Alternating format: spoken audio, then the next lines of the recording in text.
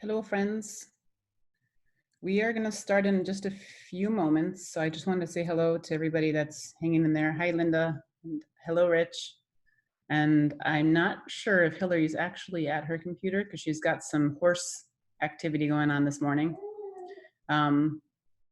So just in another couple of minutes, I will sort of get us going, and then Rich will take over and start his presentation.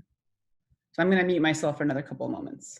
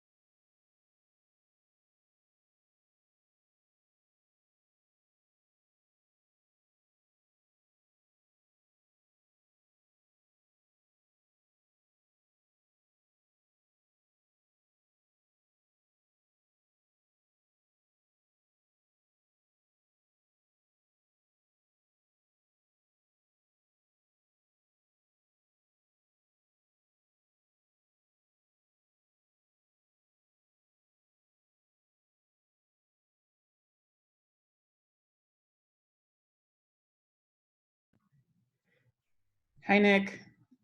And Becky, I think you were here a few moments ago. We're going to get ready to start in just a moment. And Kai.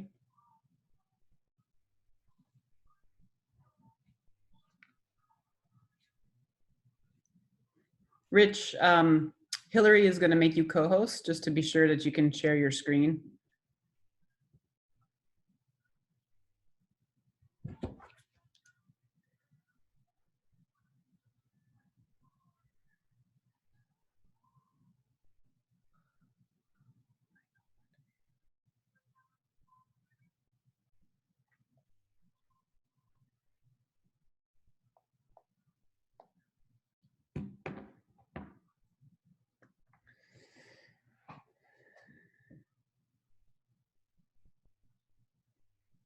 Hello, Melissa.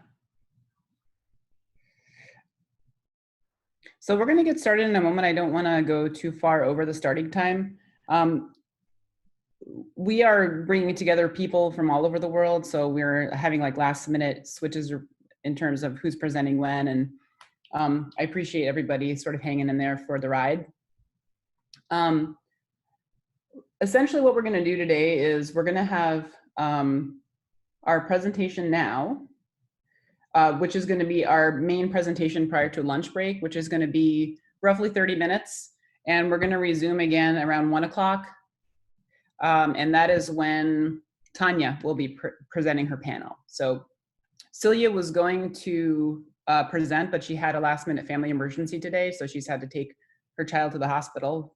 It's not life-threatening, but it is still taking away the opportunity for her to present today.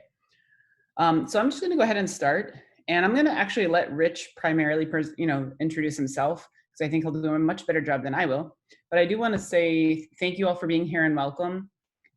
We are having, this is just the beginning of 2 days of different sessions that we're going to be offering. Rich is the chair of HWU UK, and he's going to be doing an interesting presentation today, which I'm going to let him talk a little bit more about because I think he'll be able to fill out sort of the summary before he starts going. And also, Rich, maybe you can also let people know, and you may have already been planning to do this, if you want people to ask questions as you present, or if you want everybody to sort of wait and hold their questions to the end. And then, so if you want to introduce yourself, and then you should be able to share your screen whenever you're ready, if you can see the green button at the bottom.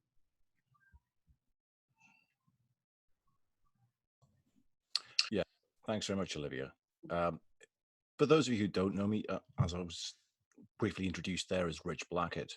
I'm chair of HWU UK. I'm involved with the Pagan Federation in the United Kingdom and various other groups besides. I'm a heathen. I won't specify what particular type because I don't really like to delve too much into that. But that's going to be my sort of brief introduction to who I am. The talk I'm going to be giving today is about wolves, as I always end up seeming to talk about wolves and wolf cults. And this is based on some highly speculative research I've done. So it is very, very tenuous. And I'm going to make that quite clear from now on, that I'm not trying to say that this is factual based. I've tried to tie it into facts where I can, but it is hypothesis, which is what I can't even dress it up and call it a theory, really, unfortunately. So what I'm going to do, I'm going to try and share my screen now and see if this will work. If Olivia could just tell me if you can see it when I get it to work there, and we'll see how it goes.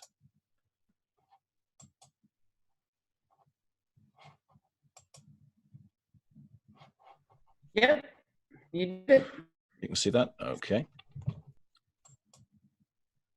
Is that clear? Yes. Excellent. Okay. So all being well, fingers crossed on the technology. So I've called it the Frauenbund hypothesis, which is a made-up word. You might have heard of the Männerbund or the Männerbunde as it's properly pronounced. And this is my spin on that, if you will. So this is the hypotheses that I'm sort of working on here, that there was a female wolf cult, that a female sort of analog existed to the Männerbund, existed in the pre-classical Proto-Indo-European civilizations, and little elements of that can be found in classical Greek, some in Roman, and latterly in places like maybe Ireland, maybe sort of Scandinavia, and one or two other places as a sort of scattered remnants of this parallel cult.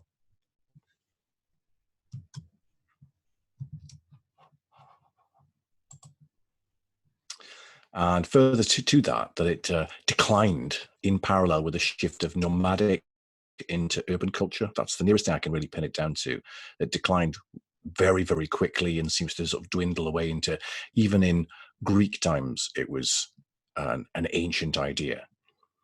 It wasn't something that lasted really much beyond the sort of the daughter cultures of the Proto-Indo-European people.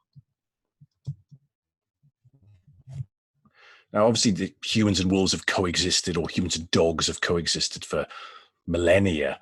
These are some of the earliest carvings that have been found in places such as Göbekli Tepe and various other remote places like that. So there are illustrations that humans and dogs and the coevolution, there's various theories. It could have been 40,000, it could have been further back than that, but there's certainly been some kind of coexistence between wolves. Now, our modern day perceptions of the lone wolf and things like that, you need to leave that behind. Because any sort of actual biological analysis of how wolves function as a pack, they're a family. It's not about dominance. It's not about, so you know, the concept of the alpha wolf has been long debunked. In fact, debunked by the man who came up with the original theory, David Mech, I believe that is the guy's name. So forget that sort of concept. The idea of like the alpha wolf is a wrong-headed sort of concept. The real pack leaders in biology are the parents of a group. That's all it is. And that significantly, when you start viewing it from that perspective, the concept of the whole lone wolf kind of alpha wolf, if you leave that to one side, the concept of them being patriarchal, matriarchal, or paternal or maternal, suddenly that puts a very different spin on this assessment or interest in things such as sort of wolf cults. And you can see the obsession with that in various older cultures. And in fact, the further back you go, the more you see that. Now, I've spoken about this before, so there will be one or two slides you may have seen before here, but what I'm trying to get at is just to give a bit of a background for people who may not have seen me do these talks before. Now, here there's two particular drawings that are sort of illustrations I've shown many times before. And the one on the left shows a particular evidence of a wolf cult finding in a place in the Ukraine called Krasnosemarsko, where they found a whole bunch of ritually slaughtered dogs / wolves. And this is probably linked in with some kind of male wolf cult thing. So I won't get too much into that, but that's a very significant find which various people have drawn inferences from. And this is from this kind of Proto-Indo-European period.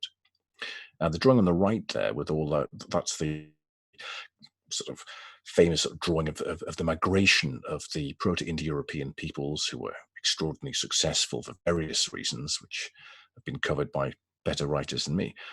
And they migrated and populated various parts of Europe into what are then called the daughter cultures. And significantly, you see as transmitted, the further back one goes in older mythology from the daughter cultures, the more wolves or wolf cults or wolf worship, not quite wolf worship, but some kind of transformational thing seems to come in stronger and stronger the closer you get to those. I won't say the word heartland, but that sort of point of origin is probably a better way. So if you've ever heard of the Menabund or the Manabund, just to sort of anglicize it just means like a men group, That's all it really means. It was the person who came up with the concept of the Manabund or the Menabund, probably slightly problematic in when he was writing, and the people who were very into that concept, it was sort of 1930s Germany, so you can understand the sort of people who were very enthusiastic about that. However, later writers have gone back to that and said, so, well, okay, some of the things he took from that were somewhat problematic, but there is still some possible decent research there. What is certain is that it was a male group in the Menabund, and that it was linked to pubescence, probably. So when a young man reaches, sort of pubescence, then he would somehow leave the village or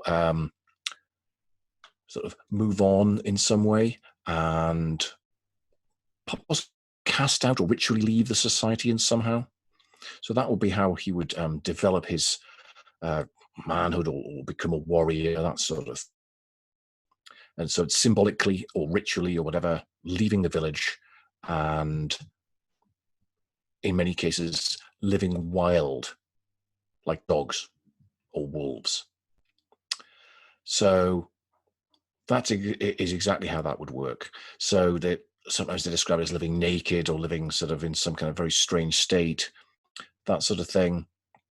And perhaps they form some kind of de facto army or some kind of sort of, they would be landless in many cases. They wouldn't have any property, so they could be wild and crazy, do their raiding, etc., which is, from our modern day perspective, this is a slightly problematic, some of the things that people would have done then, but they were regarded as heroes because of their acts, because as long as they were going and killing and hurting and doing terrible things to other groups, they were fine. They are heroic in a quote sense.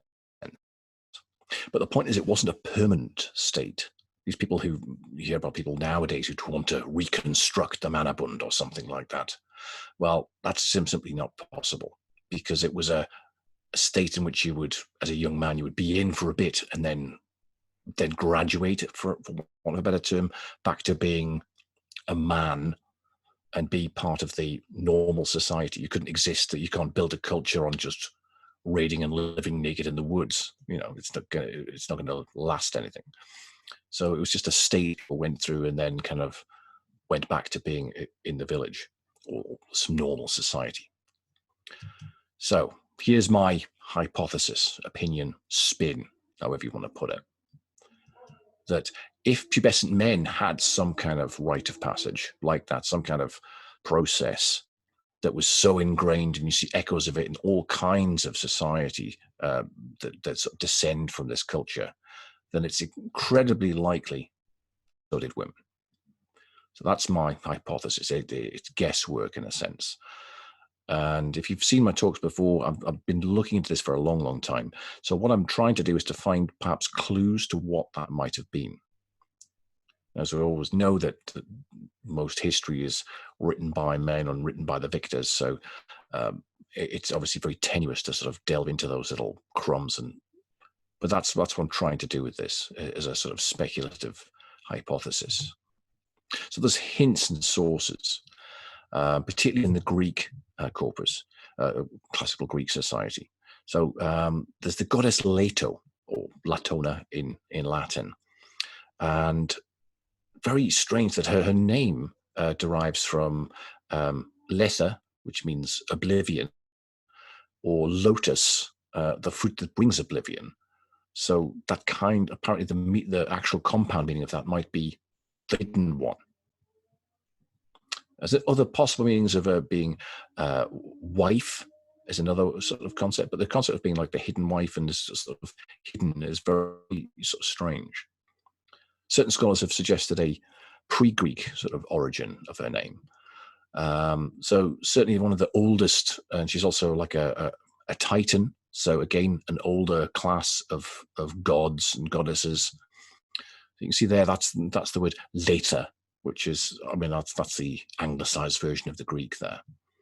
And she was a Titan. So again, there was only 3 of the Titanides who were the female sort of Titans, gods and goddesses of that era. And she's said to come from, according to Diodorus, from Hyperborea, again, somewhere in this sort of fabled northern land. Of course, north of Greece, you get, again, the same area that we were talking about earlier, that Ukraine type area. So there's a possible that the origin of that god is somehow linked to that area. She's a motherhood goddess, of course, because she has her children are Apollo and Artemis, linked to childbirth in various ways. But again, very tenuous and on the fringes of the sort of Greek polytheistic belief. But it is strongly linked to a place called Lycia, where they said that she was intensely worshipped, and is strongly linked with wolves, and her children were suckled by wolves because she couldn't give birth on the land or the sea. And there's this very complicated story, but there's obviously a lot of cultural nuance we're missing there. But obviously there is a strong connection there.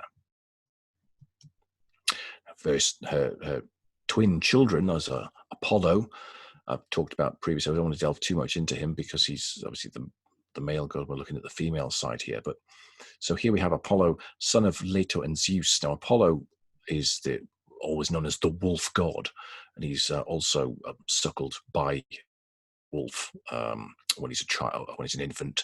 And his son, interesting, is also linked in with wolves. So they get Miletos, although I don't have a single representation of him, but he does have a son called Miletos. But more interestingly is Artemis.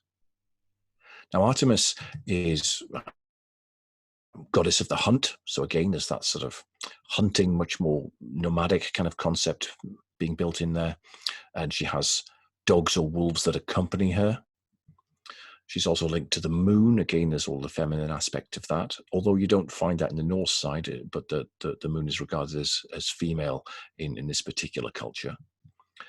And she's also a patron and protector of young girls, which is, or sort of, maiden as described in the actual texts. But very peculiarly, she's described, as well as just involved with healing, she's the bringer of disease upon women, but also the healer, or the curer of the person who would cure disease, also the bringer and the cure, and the remover of disease. Also primarily worshipped as a goddess of childbirth and midwifery as well, which is another strong connection there to what you might call life rites. And her daughter is Hecate. There's no real origin on her name. Possibly it linked to something called far-reaching one, or the far-reaching, because she's linked to the sea and the sky and the land. But again, it's a tenuous etymology there. One thing she is linked to is that she's a household goddess, something called the oikos. So she's very fundamentally linked to the hearth, and of course hearth cult and hearth worship was vital to that sort of the Greek structure of religion and later other cultures. So again, it's this linked into birth and magic and Again, she's depicted there with, as you can see in that depiction there, with a large wolf again. I've heard in other pagan or neo-pagan groups describe Hecate as being a woman that runs with the wolves. Now, I've found no actual connection to law, but the fact that that is a known or a built upon theory is certainly extremely significant if you have a pagan sort of neo-polytheistic belief. Now, she's also linked to Artemis. Aspect of her in some theories, so she might not even be a separate goddess, which is very strange. But again, some of the etymologies and origins do get somehow mingled up a bit. Now, Circe, intensely is linked to knowledge and wisdom. She's possibly a daughter of Hecate again. She is strongly linked with magic and potions and herbs, and she has this island called Aea, where she has docile beasts, sometimes described as transformed former lovers or transformed people. And it's tricky to delve into this because this was obviously a very popular story, so an awful lot of authors had spun various things up. The Renaissance view of her, I mean, when we talk about these docile beasts, of course, significantly one of the docile beasts was a wolf. So when people arrive on this land, they're drugged by her and strange things happen and they turn into beasts. Now, my take on this is that, is this some kind of ancient recollection of a ritual? It's hard to know, but what I believe, that there is some kind of echo here. Now, the animals that attend are sometimes described as former lovers or people who were just drawn there in some kind of entrapment. And of course, was it really a physical transformation? Was it a spiritual transformation? Were they just obedient men or something like that? It's not quite clear. The Renaissance view then take upon that is that Circe is the type of wanton women, sort of, who are not sufficiently passive, which the Renaissance was very appreciative of in terms of the culture then. Now, this gets into more unfortunate language, sort of a Me Too type sort of territory, because Rhea Silvia, the mother of Romulus and Remus, is a really interesting thing here, because she's not really a goddess, but she gives birth to the fabled heroes. So in this kind of gray area, so somehow linked in. Now, she was forced to be celibate and be a particular priestess. However, unfortunately, as in so many of these ancient myths, Mars forced himself upon her, which is obviously unpleasant and vile. But following this, Plutarch describes that she believed that her children were going to be strong because she saw a wolf. And this is, again, that the children are taken away to be killed in part of the mythology. But somebody takes pity on them and they're suckled by the wolf, or by the she-wolf, as you can see in this statue there. Now, this statue is not quite as old as people think. Parts of it are made at different times. However, the same pose has been found on mosaics and things like that, which are, 200 BC and 100 AD and so on. So it is a sort of known sort of symbol there. One theory suggests that they weren't necessarily suckled by an actual physical wolf here, but what was really going on, it was some kind of matriarchal queen or cult or something, and given as they were adopted by this other tribe, who then seek revenge on the other people. But over time, it's like saying, you've been suckled by the she-wolf, you guys. It's obviously some kind of, but over time that becomes more literal and less metaphorical. So that's a possibility there. So, Norse sources. Now, this is a really interesting one because this is where the plot begins to break down a little bit in terms of these sort of, because as soon as the Roman and Greek era really ends, the sources of all these different sort of positive female sort of goddesses linked to wolves, linked to things like this, suddenly decline rapidly. You get prior to what we know about the Norse era, you get, of course, the Roman equivalent of Valentine's Day, which is the very strange behavior there, where people would run through the streets sort of wearing wolf masks, semi-naked, and the women would hold their hands out so they could become pregnant or become fertile. And interesting that the shrine to that particular wolf god was beside the shrine to the goddess of motherhood, or one of the goddesses of motherhood, Rumina. But that was rapidly declines because it was still going on in the Christian era, which is really strange. But it was heavily frowned upon, because even the Romans described it as an ancient, unusual ritual. So that's very intriguing. Even they regarded this connection between womanhood and wolves and pregnancy and fertility as being this sort of old and strange. Now, in the Norse sources, this is where we get thinner and thinner sort of sources here. So we're really into speculative territory here. Okay, so Siggeir's mother is the one who transforms into a giant wolf. She's unnamed in the Volsunga saga, but she transforms into this giant wolf and kills 9 of Sigurd's brothers night after night, because they're all chained up and they can't escape. And she physically transforms into a wolf. There's some kind of beast in the forest. And it's finally Sigmund, who's the last brother left alive, who coats his face in honey, and the wolf starts to lick his face. He bites the tongue and kills the wolf. It is significant that it's a woman who has some power of transformation, is seeking revenge on men, and again is linked to death and transformation. Even when he escapes having killed this transformed she-wolf, he then lives a kind of wolfish life in the hillside. Is all kind of crazy.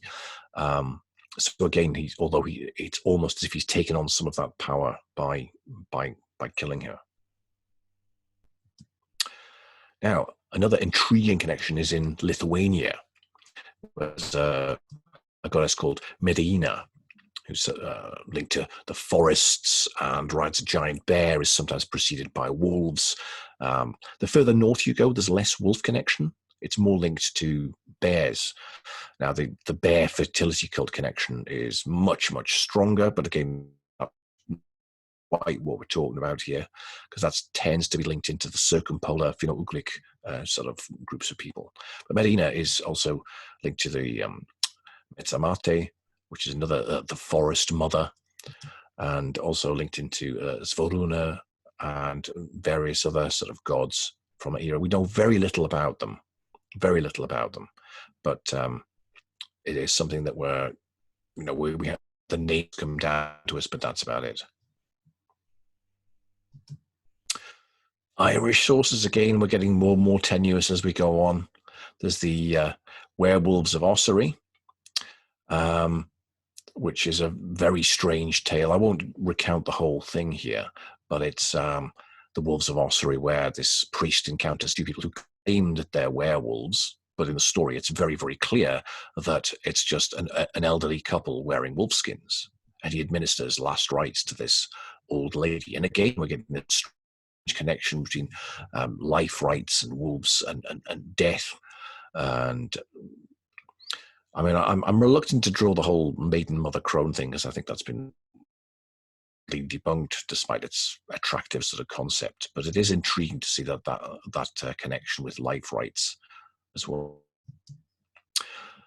So I'm going to draw it to a conclusion now, to allow plenty of space for questions. I'm sure you've got plenty of those. But so what I'm going to talk about is that my conclusions are that there was some kind of female wolf cult, and that it was linked to somehow, birth, life rites, that sort of thing. Herbs, magic, some kind of, now what we think of as magic is another thing we can get into, in the questions afterwards, because magic is sometimes a derogatory term, even in its oldest use. Beasts, or somehow control of beasts or control of animals. Is this a sort of a placeholder for men or for bad things in general? It's hard to know. And also linked to somehow to celibacy, which is intriguing. And the reasons for this I'm not entirely clear about. I don't really want to get into the whys and the wherefores, but it is curious that these things are going on. And also to either reprieve, or there's various accounts in the other Greek things where women are cursed by being turned into wolves due to some kind of sexual assault. And again, quite why that is and what purpose that served in the mythology is hard to know. So my conclusion really is that there was some kind of initiatory cult for pubescent women that was linked to life rites and healing, essentially giving the women the education on how to deal with birth and death, and what you do, and how you prepare someone for death, how you prepare someone for birth, what you can and can't do, what is possible. And again, the blurring that distinction between magic, ritual, medicine, and all those different things. But as society gets more and more solidified and codified, that those roles dwindle and dwindle, and until, because there's not the people living in common and they're living in different ways. So as society shifts and changes, that whole idea, because it's not really written down, because it's not serving a martial purpose, it dwindles and fades away. But I think we can see echoes of it in many of those surrounding cultures. Any questions?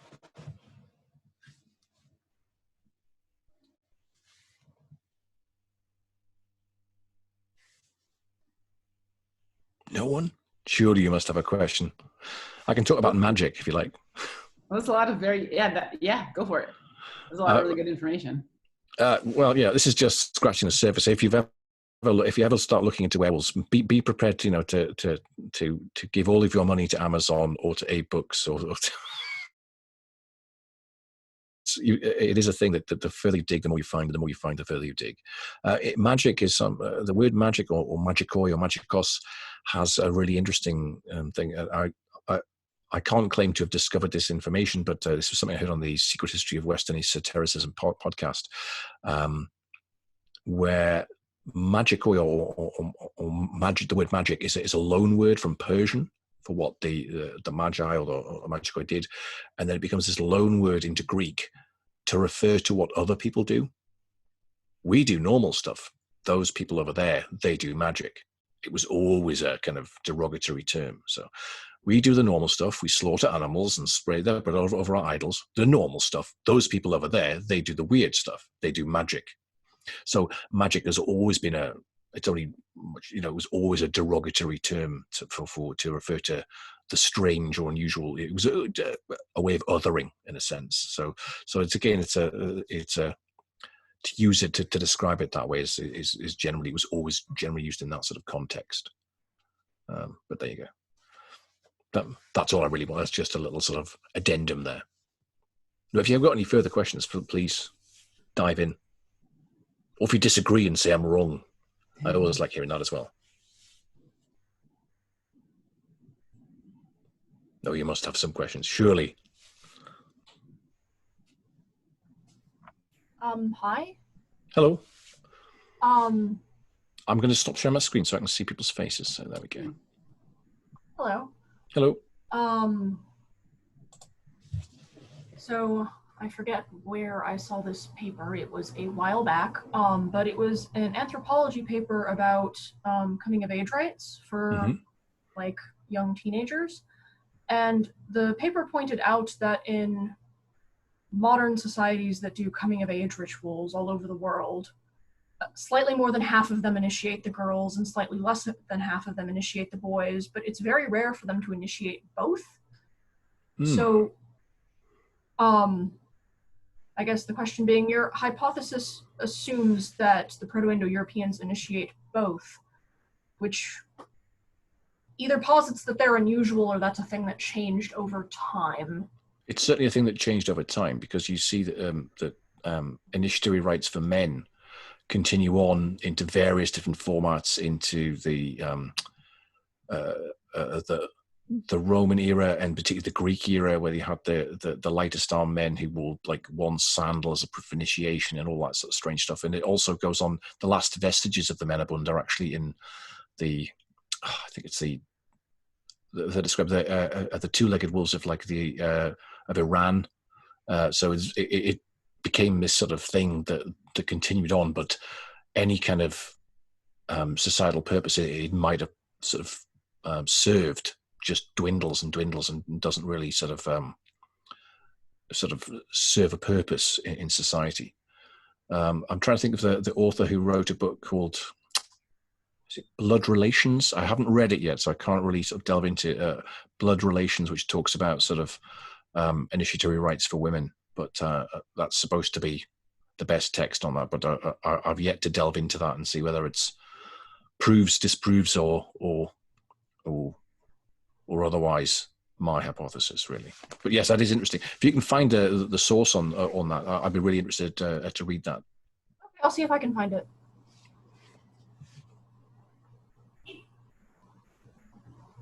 Anything else? But I'm happy to talk about many things.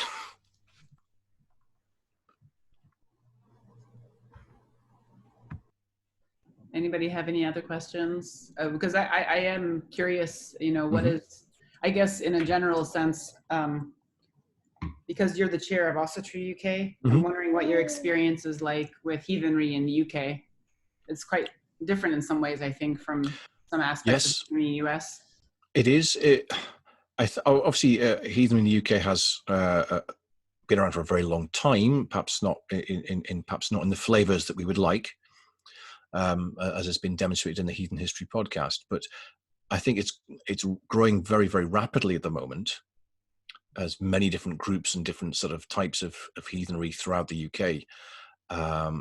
Huge resurgence, sort of coupled in with the boom. Until recently, of course, because of the current situation, but this whole boom in reenactment and that bleed over into LARPing and all that kind of stuff, and you get many of these sort of fringe groups are also into heathenry or some kind of polytheism as well. They only, this is not a criticism, but a downside, because there's so many new people into it, there isn't that sort of deep knowledge. Or certainly there is, but it's not as widespread. So there's an awful lot of newer heathens around. So, and that's not a disrespect to people, because everybody starts somewhere. And, you know, when I think of how I behaved in what I was doing 4 or 5 years ago, obviously that's very different from what I do now. But certainly there's this huge thirst for information and sort of, so it is certainly on the rise, as is polytheism in general, as I see from a lot of groups I'm involved with in America and things like that. What there isn't is a sort of, I mean, there is a resistance to hierarchy, as there is in a lot of heathenry.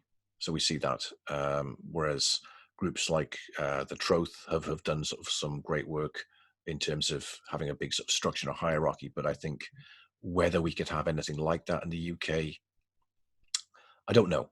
It would be a very different approach. There seems to be a general resistance to it, because there's never been like a council of Wicca or I mean, there's the Druid sort of organizations, but again, they're very sort of flat rather than strongly hierarchical.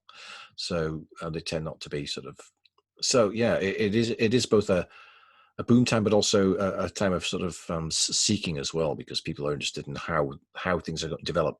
If there's lots of people there, you know, the key questions. If somebody wants to be a Gothi, can they be registered? Well, who's going to register that? And who says you can register that? Well, I don't believe you can. All that sort of, they're good questions to be asked, and I don't know what the answer would be at this stage. You know, whether you can set up an independent body. Well, then who decides who's on that? And it's sort of, you know, at some point somebody's going to have to answer some of these questions. One of the other things we've seen very tangentially is a couple of very extremist groups have been sort of, I won't say they're not even heathen, they're kind of heathen adjacent at best, who've been they've made a lot of headlines, but the actual group is very, very tiny, you know, and so I don't think they're really I won't say even threat is the wrong word, but they're just like an ugly spot on an otherwise fairly sort of respectable group, really, I would say. So they're small but very noisy. Well, not even noisy. I mean, the groups that are linked into it they're all in prison, put it that way. So yeah. So there are these very, very, but again, some of them are sort of a bit, you know, they're prominent. You know, it's very easy to look important if you have a nice shiny website. But anybody can pay, you know, a couple of £100 and get somebody to design you a fantastic looking website. It doesn't mean you've got any presence offline. And offline is really where it counts. And there are groups that are working very, very hard to do offline stuff and offline presence. And I think in the past there was a reluctance to delve into not just interfaith, but working with other organizations. Like, why do we need to do that? But as these groups get bigger and bigger, that becomes much more relevant. That if you have a problem, you might need to liaise with a bigger group. I mean, for example, if you've just got a group of 5 friends who do rituals and go camping, it's no big deal. But if you then have a bank account and then you have 10, 20, 30, 40 people, you think, well, you've got to then look at the event insurance. Well, who pays for that, and how do we have it? And because unfortunately, structure does arise out of that, whether you want it to or not. It's almost impossible to keep that without structure. And as you get larger and larger, and various other groups are approaching those sort of sizes. I mean, they were until the current situation. Some are independent, some are linked to AUK, some want nothing to do with us. That's fine. You know, we're not here to sort of tell people how to heathen. Absolutely not. There's other groups called the Confederation of Heathen Kindreds, which kind of is a way that people can just find somewhere local to be involved with. So all that sort of stuff is really, all these different sort of movements are happening. Another really positive thing, of course, is the Defense Pagan Network. I don't know whether you've heard of them. No, I have not heard of that. Have you? Well, it sounds extremely dodgy. When I mention the name to an American friend, it sounds a bit suspicious, but no, in fact, it's the UK equivalent of Open Halls. I don't know if you've heard of the Open Halls project. Yeah, of course, yeah. This is the UK equivalent, but it's one step better than that in a sense. It's actually run within the Ministry of Defence, so it's an actual sanctioned, approved of in the same way that they have the Christian network, they have the Sikh, even the Rastafarian network, believe it or not, in the UK Armed Forces, and they also have the Pagan network.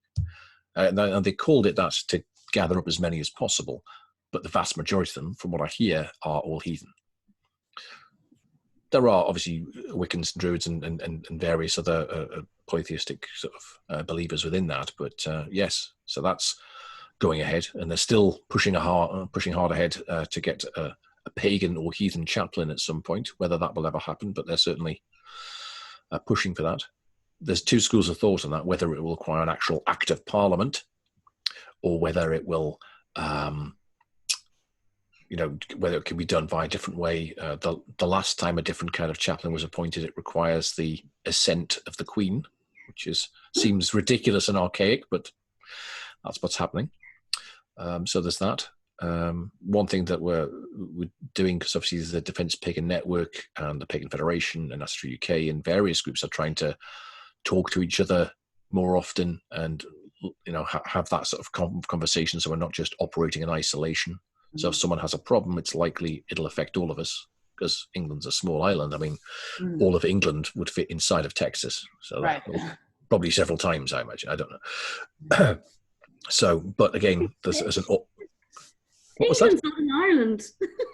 England isn't an island. England's Well, you see, when you say United Kingdom, then some people get very cross and say, "Well, Scotland, then we say, if you say the British Isles, and of course the people on the island of Ireland get very, very cross and say, "Well, we're not part," So I'm. It's okay. We're friends, by the way. We're not. No. I take your point. It's obviously difficult. I mean, I've heard some friends of mine who are sort of trying to reconstruct sort of Irish polytheistic belief. They have this joke. No. It's not Great Britain. It's just Greater Ireland. That's what. Could I just add to what you've said, Rich, as well? Because in answer to your question, Olivia, also over here, in recent years, I find that there's a bigger growth in interest in Anglo-Saxon heathenry, not just North Heathen, which is one of the things I'm talking about tomorrow, Mm-hmm. and looking for the sources here, because I think people want to look for their roots, and people who live in the UK, Great Britain, or whatever, particularly in England, want to try and get back to their Anglo-Saxon sources of heathenry as opposed to Norse heathenry, and that seems to be a growing area at the moment. And also, since, well, probably about the last 20, maybe up to 30 years, there's been the move towards the more shamanic practices of heathenry, you know, looking at the Seith sources and Seith groups and practices of Seith with different groups. And you're talking about polytheism, Rich. Like in the early 2000s, we tried to form the Association of Polytheist Traditions, which held small conferences around the country and brought together all polytheist traditions, not just heathens. And that worked for a while, but I think we didn't have social media then. One of our ambitions was we had to have 500 members within the space of 5 years, which without social media was pretty impossible. If we'd done it now, we would have succeeded, which is a shame. And that was the aim of just discussing polytheism as a whole rather than just heathenry in isolation.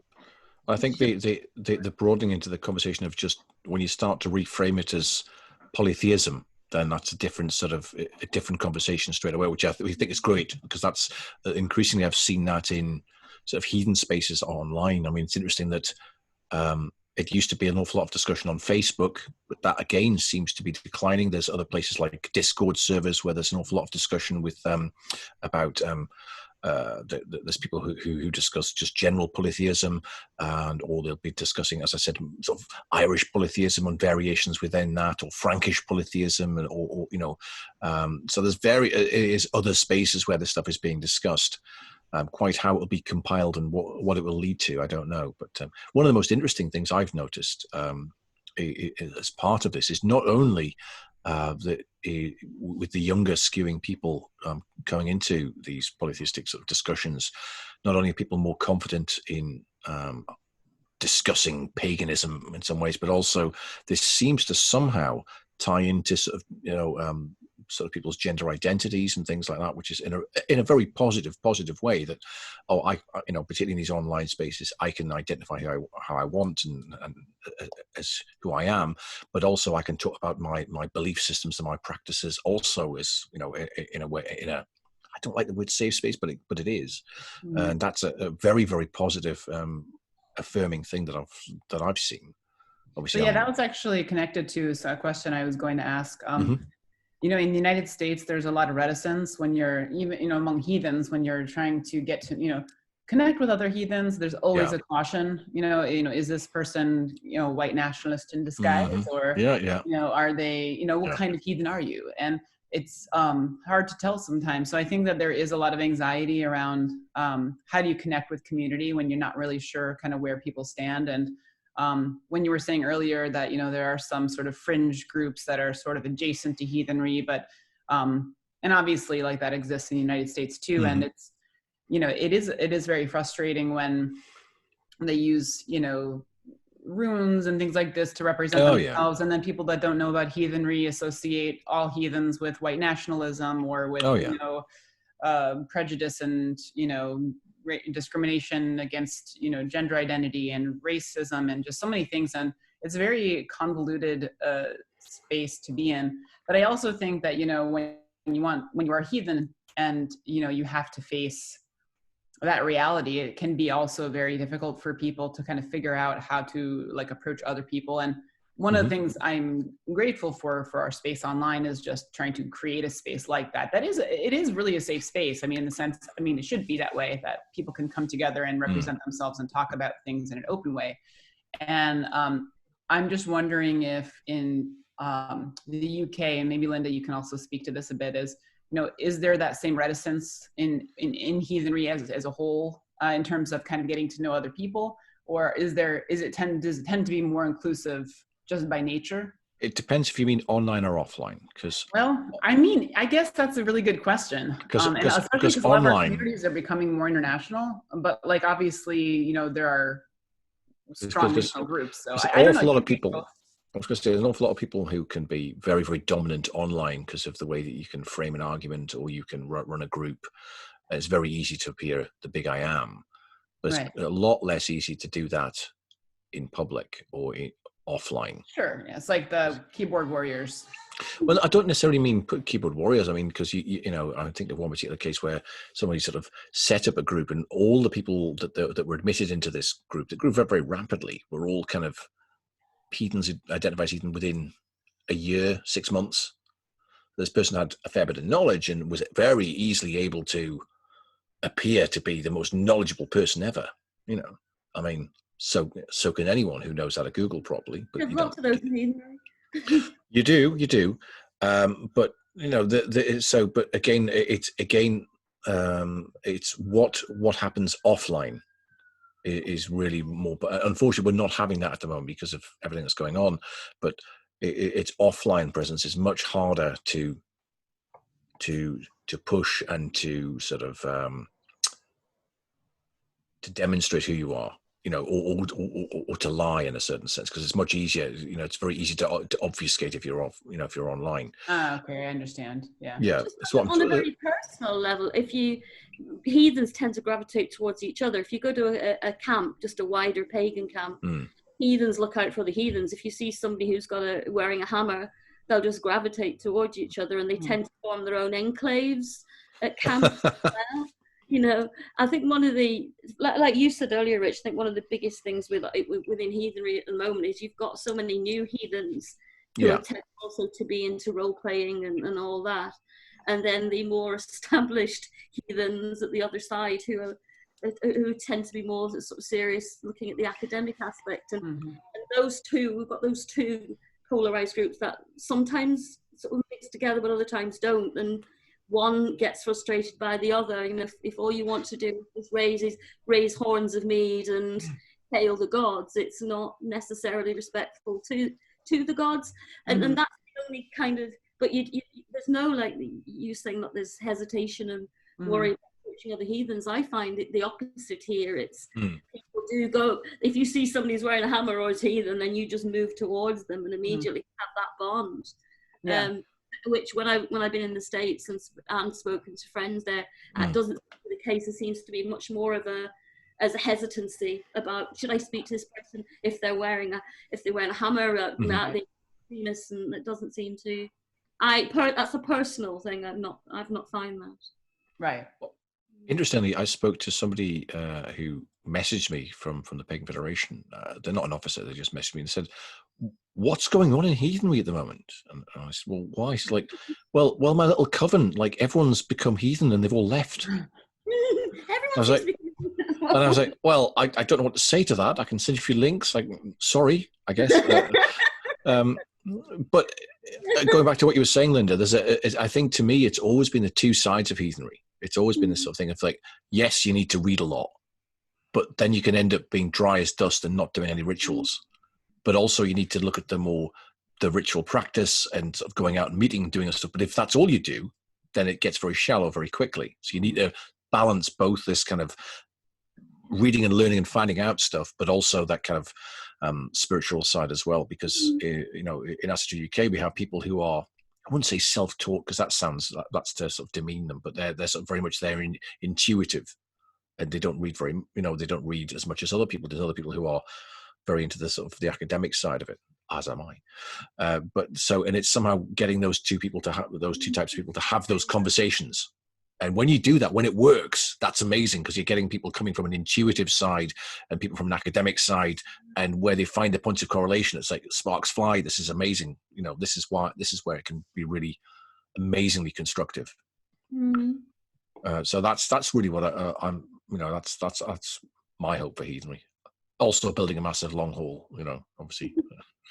I have to say, to speak for HWU UK, they've done amazing work over these years in bringing together all different kinds of heathens. It's just an amazing organisation of volunteers who've worked very, very hard to do that. Well, people do get a bit burned out on it as well. I think we're obviously trying to sort of build in rest periods as well, because we've been running for quite a long time. And speaking to the PF, and one of their sort of officers said to me, "Well, when do you guys take a break from moderating?" Well, we don't. So you've been moderating this group 24 hours a day for 5 years. how come you haven't all gone mad and killed each other and just Yes. I said, well, we have a turnover of people, I guess. and we realized that people need to take a break from that, because you get a very skewed perception if you're always dealing with the problematic people, you're always dealing with the nasty stuff. Or, for example, myself, I look into as you said, the heathen adjacent groups, these sometimes just well-meaning and naive, sometimes truly horrific groups, just to be aware of in case anything like that washes up on our shores. So I know exactly what it's about and where they're coming from. And that can really sort of grind you down a bit if you're always reading the kind of the worst, for want of a better phrase, shittiest end of the stick. Then that can really, warp your perception of what's going on in heathenry. You'll see that it's all going wrong. It's all going wrong. This is all terrible. But really, you're just casting a very big microscope on a very small area. But, yeah, it's exhausting. It's for sure. Yeah. It's rewarding in a lot of ways, but it's definitely tiring. And I also think you get like tunnel vision a little bit after a while. Oh, definitely. Yeah. You're dealing, and so I think it's hard for people to understand who aren't trying to do that long-term moderation, I think, of these groups. So it's very nice to hear you say that, because, it's tough sometimes. Well, it can be, but also you've got to take a step back and think, well, but what you mustn't do is to get jaded. And if somebody comes in with that same dumb question that you would have asked 6, 7, 10 years ago, don't stomp on them and say, no, you're wrong, and just kick them in the teeth. Well, yeah, because it's very easy, because I always try and keep in mind is I never want to be known as somebody who's knowledgeable. I want to be somebody who knows nothing, because as long as you keep that in mind, that you're a novice all the time, no matter how much you learn, you're always a novice. There's always somebody who knows more than you. There's a piece of there's a book I used to quote a lot in some of my wolf talks, and everybody nodded and said it was great. And I was chatting online with a German academic, believe it or not, and I mentioned this particular book, and he went, "Oh, why are you quoting that?" I said, "Well, this is written by an academic. This is great." And he says, "Oh, have you read any reviews of it?" No. And I read the reviews, and although the guy's a recognized academic, this particular book that I've been quoting and using it in some of my talks, not regarded very well at all. Not at all. So that's gone. But again, so there's always something that you don't know. There's always a little something. And every time I've done these wolf talks over the years, and I think, right, I've got it all. I've got every book. I know what's what. And somebody said, "Oh, I don't suppose you know this particular piece of, folklore." And I'm like, "I've never heard of this. I don't know what you're talking about." Okay, that's another book to buy. Right. So there's always, and again, as I think it was, is it Nicole? Yeah, Nicole mentioned before, that sort of concept of male and female initiative. I've never heard it, never come across that as being a sort of a particular thing. So again, that's something else I'm going to have to take on board and process. So that's also really helpful. Yeah. So yeah, I think it's hard. Like when you get a group, like in our group now online, we've got like almost 3,000 people, I think, and from all around the world. So you have people that are pretty new, you have people that have been in it for decades, and everybody in between. People have different interest areas, people that are more focused on Anglo-Saxon heathenry, or some people that are more on, continental Germanic heathenry, and, et cetera, et cetera. People that really want to learn about sage practices, and some people that want runes, and some people that want to learn how to make, clothing. And I think that's totally true. I think that you have to maintain some level of humility, because, for example, you have people coming in who are reading, loving and reading these books they've just found in the bookstore, which is what brought them to heathenry, and have no idea who the author is. And so, like, you'll be like, "Oh, I just got this amazing book by this author." And they're like, "No, that's terrible. Burn it." It's like, well, maybe you don't have to burn it, but you have to learn by experience. Because exactly. I've still got all the books by Edward Thorson. I've got them on my shelves. I'm not going to throw them away, because that's part of the way I came in to learn about runes. Mm-hmm. Ralph Blum's rune book. Oh no, but that was there in the shops. That was the first thing you would buy. Alfar and Thorson and all these. Right. You learn later, but I think it's important to have those and read them and find your own path through them. Yeah. Well, I've actually, as a funny thing, perhaps to end on here, I've said to various people that if I ever go mad and rage quit heathenry in all groups. There's a particular book I plan to write. It's going to be called specifically all about the blank rune. That'll be an entire book on the blank rune that will be riddled with the worst kind of cultural appropriation. I will just freely steal from every culture around the world and claim it's all Norse. And I will, and my pen name. Blank, Rich. You should just have this whole book of blank pages, and that would be. Oh, but better than that, my pen name will be Odin McOdinson. Odin McOdinson Ing. I have a little. There's a book cover generator. I've got it, and it really does look the kind of book that 6 years ago I would totally have bought. Probably now, people going into a bookshop would probably see and buy. They will. But did you get Llewellyn to publish it? The thing is that I've seen all kinds of weird and wonderful books over the years, and some of them I kind of come back to and go, "Oh, this really was worth getting." And other ones I come back to and go, "Oh, what was I thinking?" So, but that's just part of learning, and just sort of learning path, yeah. It's having that critical thinking but never take a book to heart and say, no, I will never criticize this book, because there will come a point where you say, well, yes, it was good as far as it went, but even then, knowing that those books are problematic and buying them knowing that can be useful. Like as one I've been looking at the moment, which is a fantastic one called Dream Time. I'm just going to hold this up to the camera very, very briefly. You can see that. Hans Peter Do. Oh yes, I've seen that. Yeah. It's full of amazing sources. I mean, literally more than half the book is footnotes. Tons and tons of stuff. Absolutely amazing. However, it was a huge seller in the 70s, but its scholarship is it's not. It doesn't really hold water. However, as a source book to find other stuff, it's great. So that's doing with the references at the moment, like sources. That's what you want. Yeah. Anglo-Saxon magical sources. This is source book that I'm using at the moment. So yeah. Yeah, but there's always, little sort of. I mean, the book that the reference I've never found, which I remember reading, and I thought I'd made it up, but I remember finding on another forum somebody else said he'd seen it.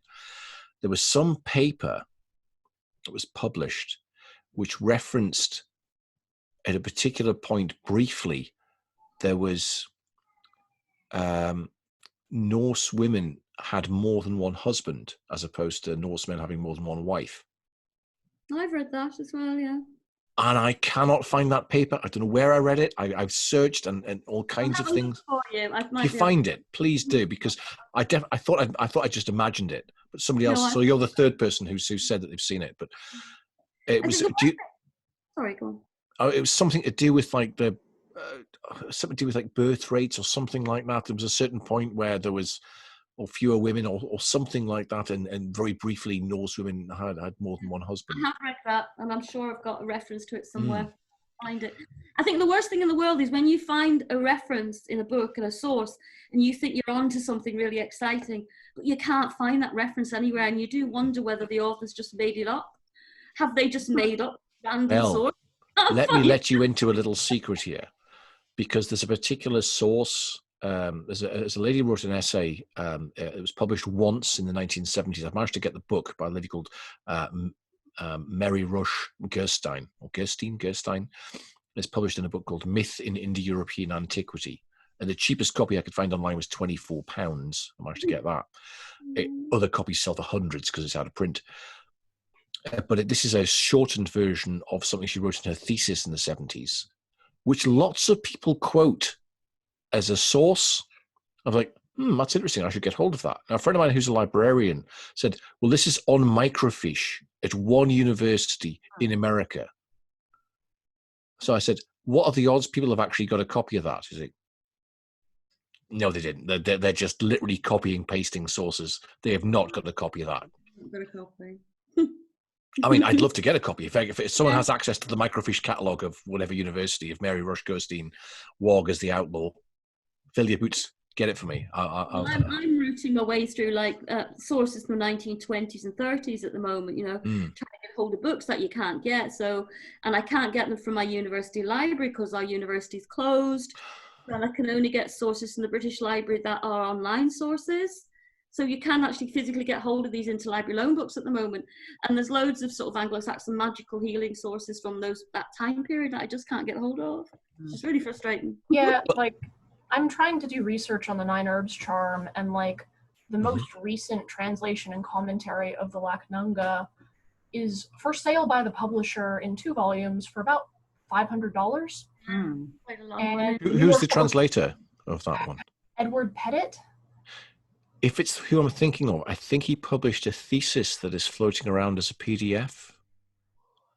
Possibly. Alright, my dude.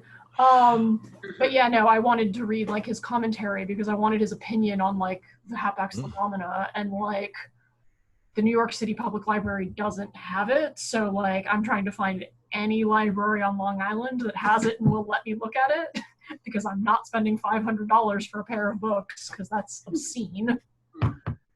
Well, I mean, I do try and buy books when I can. You know, there's some academic books I can't afford because they're hundreds of pounds. But I do want to own the books.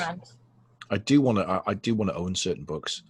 You know, so I don't really want to sort of deprive people of their income and what have you. And I think it's, you know, if I can avoid pirating them, I will.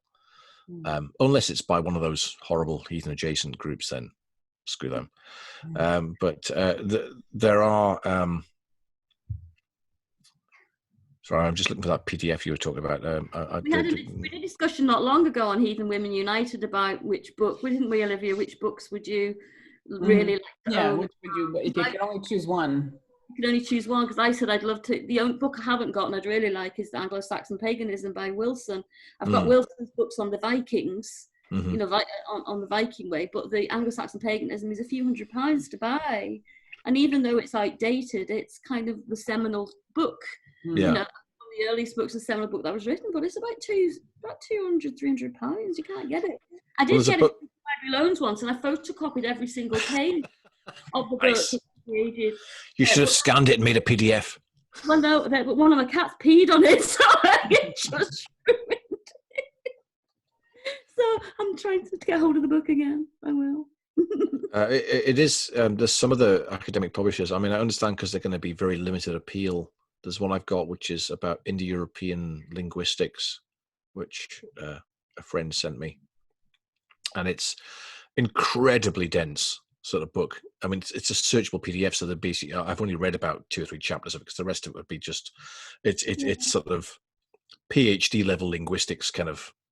And is that for looking at the sources of wolves? Is that for? Well, it was to look at the linguistic origins of wolves and stuff like that. So essentially, I'm only really looking at one particular chapter and a couple of little bits. I mean, they talk about Dumézil and the tripartite theory. Sorry, this is getting super nerdy, but this is the tripartite theory, which is super interesting.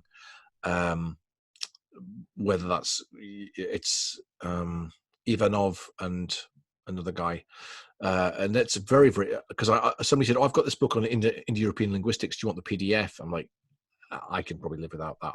And they replied, Google the price and tell me if you still want it. And then I did. I went, yes, I do. Because it's something like $300 or something like that. Or if you pay $400, you get a hard copy and a PDF. So yeah, I mean, having said that, I mean, you know, I would pay for stuff, but sometimes even just buying like a single article can be like $20, and you think, well, is the author getting that, or is the publishing house? You know, who's actually getting that money from some of those things? You know, I don't mind if the author's getting it, but if it's all going to some online library thing, I mean, I don't know.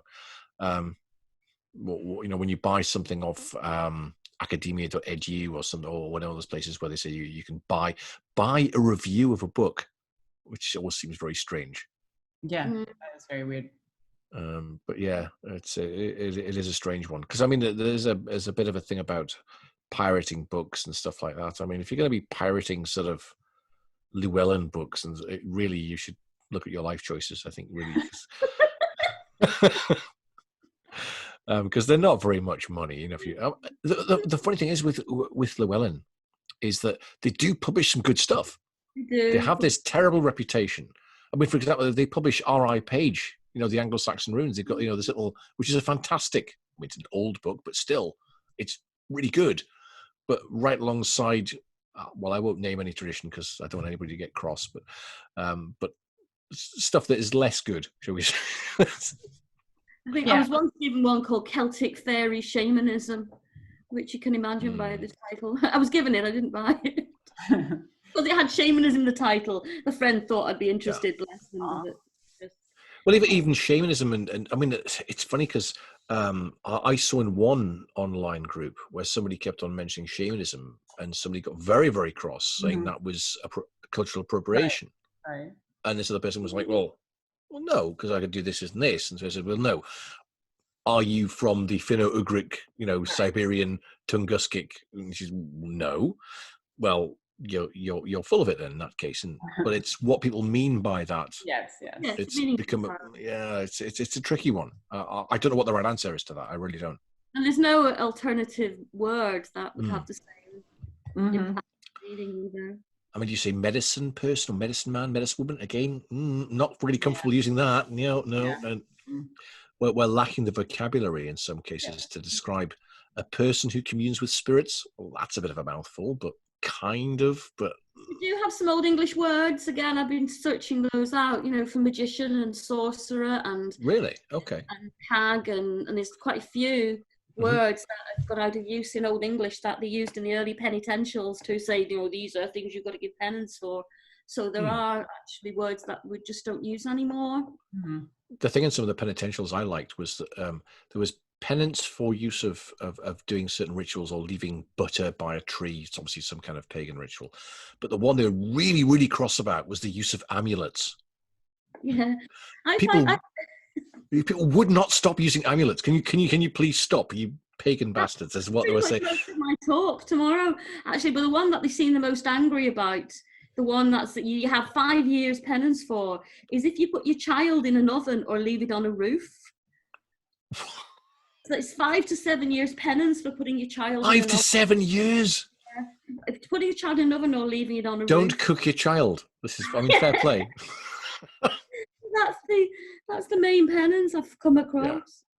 Yeah. But it is fascinating. But there's a brilliant bit. I think it's in Bede. I could be wrong. I've got this little compendium and it's this brilliant bit, which is it sounds like sort of pagan thugs. Because this guy's doing, it's told from the point of view of a Christian, and this guy's doing a ritual, and these two sons of some pagan king turn up and say, "Give some of your bread, mate." And he said, "Oh, this is part of the ritual. You wish to become Christian?" No. They draw their swords. "We'll just have some of your bread, mate." And they just basically sort of menace this priest into giving him, some kind of the Eucharistic bread and this kind of and the way it's framed is, and he returned to Rome. He's like, yeah, he ran away, didn't he? That's what it was. I wish you shouldn't put your child in an oven or on a roof. Well, to be fair, you shouldn't. No. Whether it's 5 years penance, I don't. Penance for it if you do. But yes, but yeah, if you want any sources or if you want to know more about weird wolf cults and stuff, I've got a whole massive pile of unread books and all kinds of interesting sources and stuff. We can talk about that forever and a day, and the good sources and the bad sources. And I've just remembered I've got a terrible source just to hand here, which is I bought the cheapest copy I could afford. This is absolutely amazing. Let me just find this. Okay, so this is by a gentleman called Elliott O'Donnell. Oh. Now, have you ever heard of Elliott O'Donnell? No, I haven't, but you had to. Elliott O'Donnell, his stuff was debunked at the time. Elliott O'Donnell.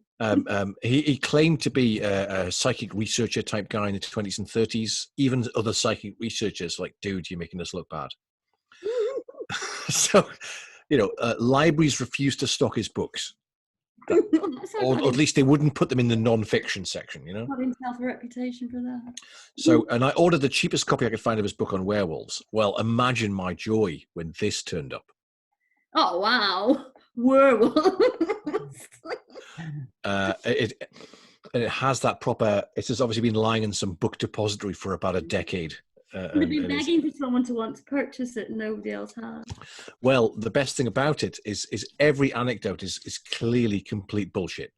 I mean, I say that unequivocally because it'll say, oh, and this particular story was told to me by somebody who unfortunately died on the Titanic. Yeah, well, can I just stop you there, Elliott?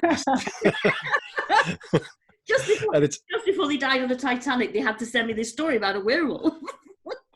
And he told this complete and utter whole shit story about wolf water, that like the special wolf water that kind of howls. Also, it's complete. The only source for it is his book. Greatest urban mythology. But I had to buy it because it was hugely popular at the time. He was the kind of, not quite the David Icke, but the kind of Graham Hancock type sort of stuff that was really popular, but just, inserting crap into the stream of human knowledge. Of course. I'm sure he was a hugely entertaining man, and was Graham Hancock would like to be comparing to that. Well, I mean, Graham Hancock writes very well. His books are very entertaining, but I don't believe that any of them are true. He writes very well. His books on pyramids of Mars and stuff is extremely entertaining, but I don't believe any of it's true. It is if he wrote fiction, I'd be well up for it. But the fact that he says no, this is all totes true. Fiction. He does write fiction. Does he write that as well? Okay, fair enough. Not very well written, the fiction though. The factual stuff. Oh, so his non-fiction is better. Sorry, I've got my axe to grind here, because I used to read a lot of these books, as a kid, and all the kind of Eric von Daniken stuff, and believed it completely as a kid. Again, there's nothing wrong with that though. Because I was a kid. Yeah. You pass out of it. There's nothing wrong with reading books that you believe, books on UFOs, the Bermuda Triangle, or whatever. There's nothing wrong with it. Well, yeah, it's all about sort of learning. If you're saying stuck at that stage, then that's not so good. If you can, 50-year-old and you're still on the roof with tin foil on your head, waiting for the mothership to land, then you would start. Was a friend of mine. He ironically collects all of the Lobsang Rampa books. Have you ever heard of those? Yeah. You might not be aware of them. This guy who claimed he was a Tibetan Lama, had his third eye opened and all this kind of shit, except he wasn't from Tibet. He was a retired army guy who was white living in England. Was he from Croydon or somewhere like that? Somewhere really boring. I think it was like but he continued to write these books, and one of the books was written from the point of view of his cat, because he'd received psychic messages from his cat. And a friend of mine thinks these are hilarious, but because he read them as a teenager and believed them, now he doesn't.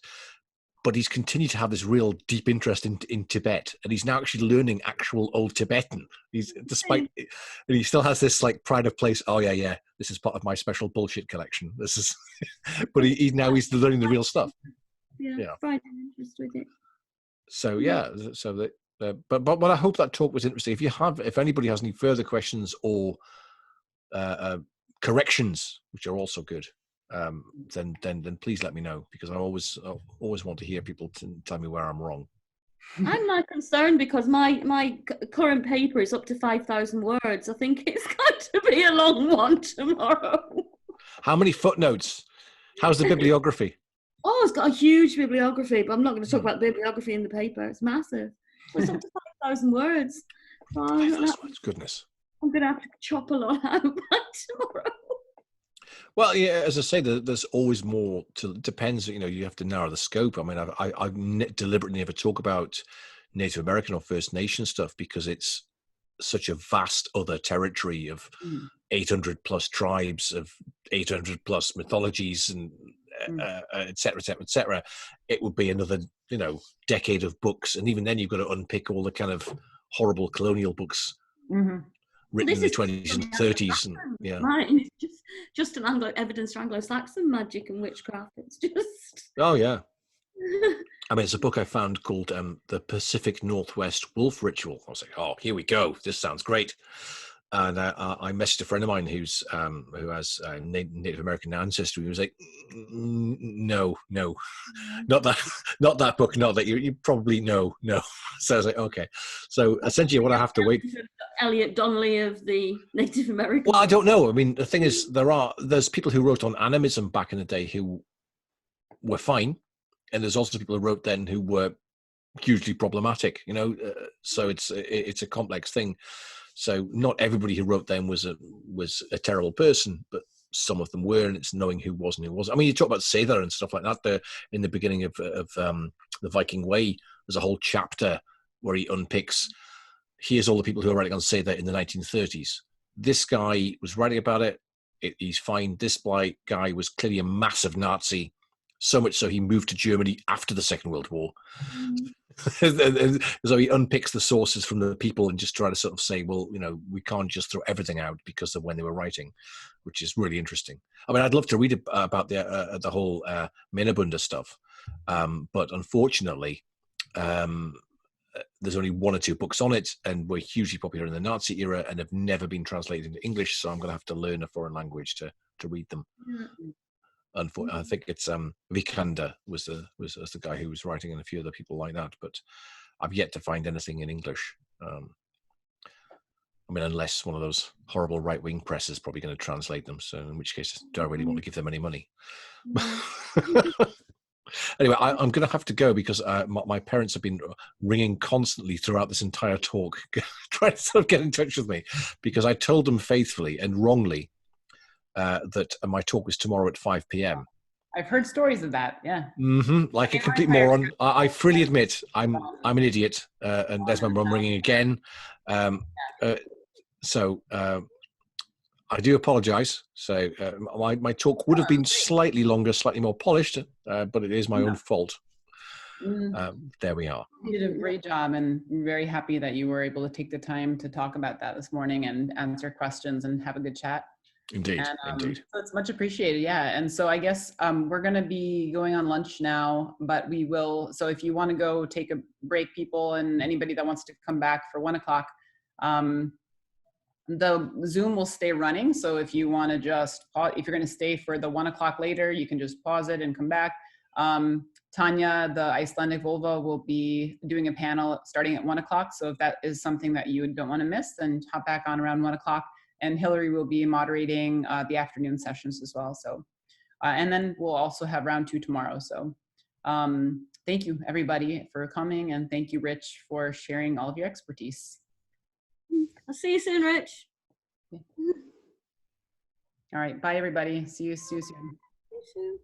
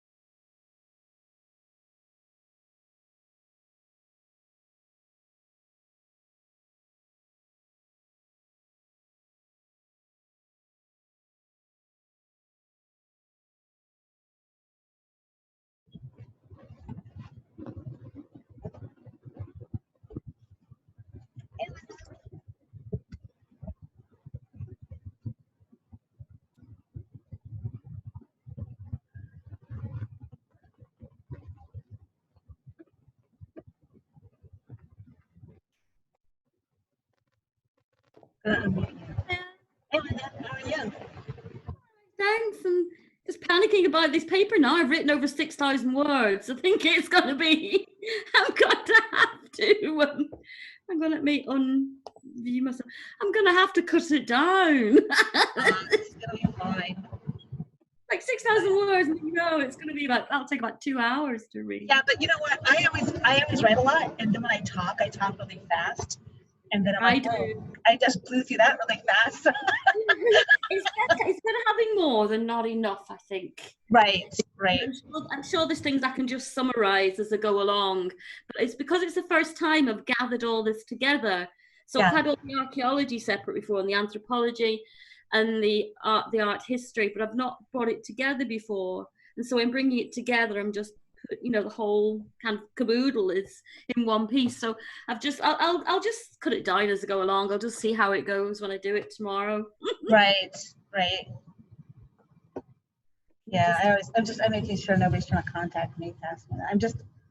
I'm trying to switch gears from kind of overcommitted, because it's just been such a dead summer with work and things like that, and so I just started like volunteering and signing up for projects, and all of a sudden I'm like, oh crap, what have I done?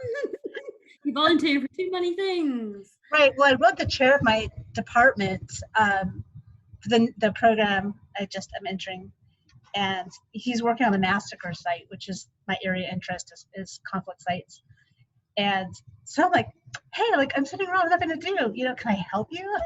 And he's like, sure, boom. What do you think you can do? I know, this is what I get for brown nosing the chair of the department. God. Yeah. You've probably got some brownie points there. Exactly. You probably have. So how's Silje? Is she presenting, or? I don't think so, unless she jumps on. I know she just got back from the ER, and her kid's okay. Just got stitches, but yeah. Good. I just figured she's probably not ready to present. Well, she'd be a bit shaken, wouldn't she? Yeah. So I just told her, just don't worry about it. We'll just get along. So I'm sure you'll be fine. Yeah. It's really cold here. I've just put a cardigan on because it's really, I can't believe it's meant to be summer and it's freezing. I wish it was moments. It is so hot here. It's ridiculous. I think it's about 56 or 57 today. Oh, that sounds lovely. It's really cold. I know I'd quite like it to be a bit warmer, really. Yeah. I've got washing on the line, so I'm hoping it's going to dry, but I don't think it will. All right. No, we're in the summer monsoon season, so it gets really, really hot and humid, and then it kind of pours rain, and then it cools off. But right now it's just kind of building up because it's really hot and humid, and this back bedroom. Don't like really hot weather because you're too lethargic. There's not a lot you can do when it's really hot. And my back bedroom doesn't have AC, so I've got the fans blowing on me, and I'm just like, so if I start looking really beet red, that's what's going on. Glowing. You're supposed to say, I'm glowing. I'm glowing and melting. No, I wouldn't want it that hot, but I'd like it a bit warmer. Don't know why it's so cold. It's supposed to get a bit warmer, but it's usually maybe in the 70s by now. Mm-hmm. Not in the 50s. Such a strange year, because we were breeding the horses earlier, and I try to time everything, but it was freezing cold all the way through May, and I'm like, well, I don't want to. I was hesitant to breed in June because I didn't want a May baby when it's still threatening to snow, and then it stopped and switched really fast. So now I'm trying to get everybody squared away, so I don't have foals born in 90-degree weather. Mm-hmm. So it's just getting a little crazy. But oh well, we'll work through it. Yeah. I can't wait for 2021. I hope this year has just been terrible. It's just been ridiculous. It's just the maddest year. I mean, for me, since the fire, the fire before Christmas, and then this whole I moved into here the week before this whole lockdown thing, You know, it's Right. just mad. Yeah, but you like your new place? Yeah, it's really nice. It's big. I've got some furniture now. Some furniture arrived last week, but until then, I didn't have any furniture because I moved in the week before the lockdown. All the warehouses that I'd ordered my furniture from had closed down. Oh, So it was no. lucky I brought a bed with me. I brought my bed with me and tried to clean all the smoke damage off it because it Yeah. was all damaged. Otherwise, I'd be sleeping on the floor because I had no Oh, bed. no. Oh, no. So most of the furniture's arrived now, but none of my bookcases have arrived. So I've got 63 boxes of books out in the corridor waiting for bookcases to come. That would make So me that's going to be mad. my... That would make me mad. I'd be like, I need my books out of the boxes somehow. Exactly, 'cause he asked something earlier in his talk. I don't know if you were listening to Richie's talk, but he was asking, like, did anybody have any sources of, you know, women in Viking times were allowed to marry more than once. There was a period where they were allowed to have more than one husband, and I've got that reference somewhere because I've seen it that women were allowed to have more than one husband. But normally I'd be able to go to my shelves with all my Norse history on and get them, and I can't because they're all in boxes. Boxes. Oh, I know that feeling. It's frustrating. It's really annoying that you just can't find these things. Yeah. So it is 1 o'clock. Tanya, are you online anywhere? Where are you? Where is she? Let me check messages. I don't see her online.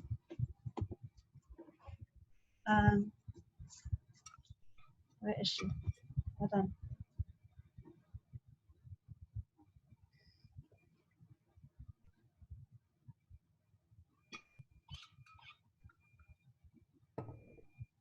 I'm just waiting for her to jump on. Where is she?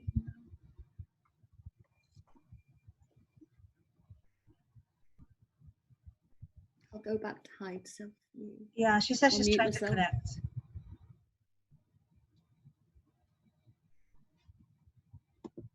Sorry, I'm looking around.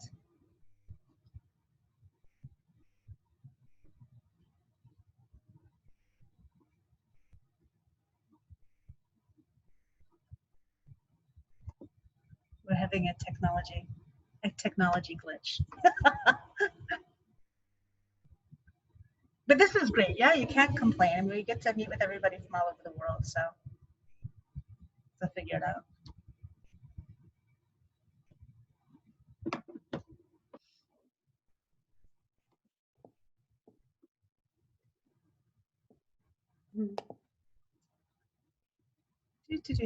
So I'm just still looking to see if she's getting in. I'll mute myself so you can get on with that.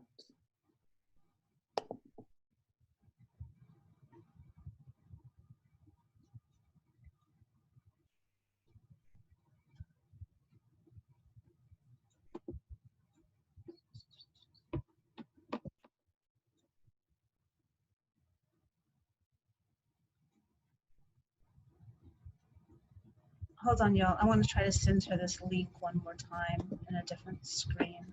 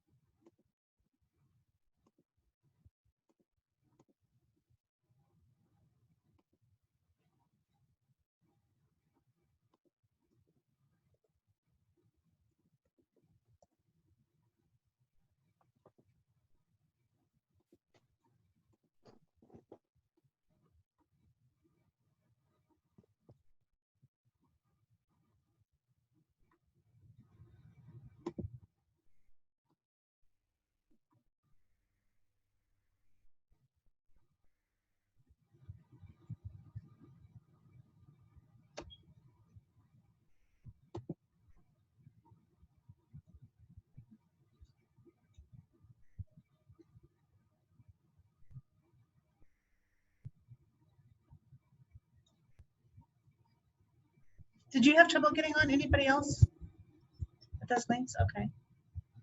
All right.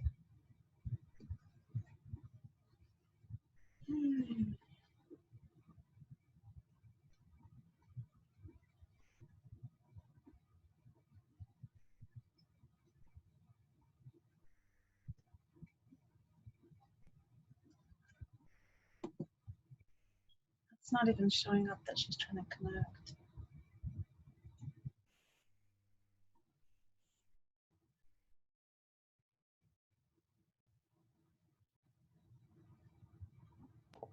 Maybe send her the Zoom link again. Have you done that? I did. She said it's just continually trying to connect. That happened to me when I was trying to go through at first, you know. Oh, this really? morning. Yeah. Okay. Yeah. Did it just automatically just go through suddenly? Yeah. Yeah. Then, Okay. yeah. Then suddenly it changed. So, but maybe she should try to. Well, I can call her. I'm texting her. So. Go out and okay. Good. Just go out for a bit, come back in.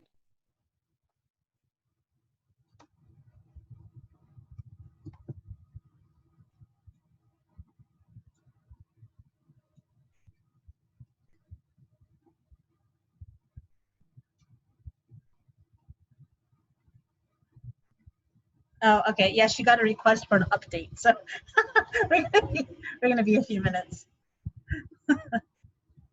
Lovely Zoom. Jeez. Like right when you try to log in, like you need an update.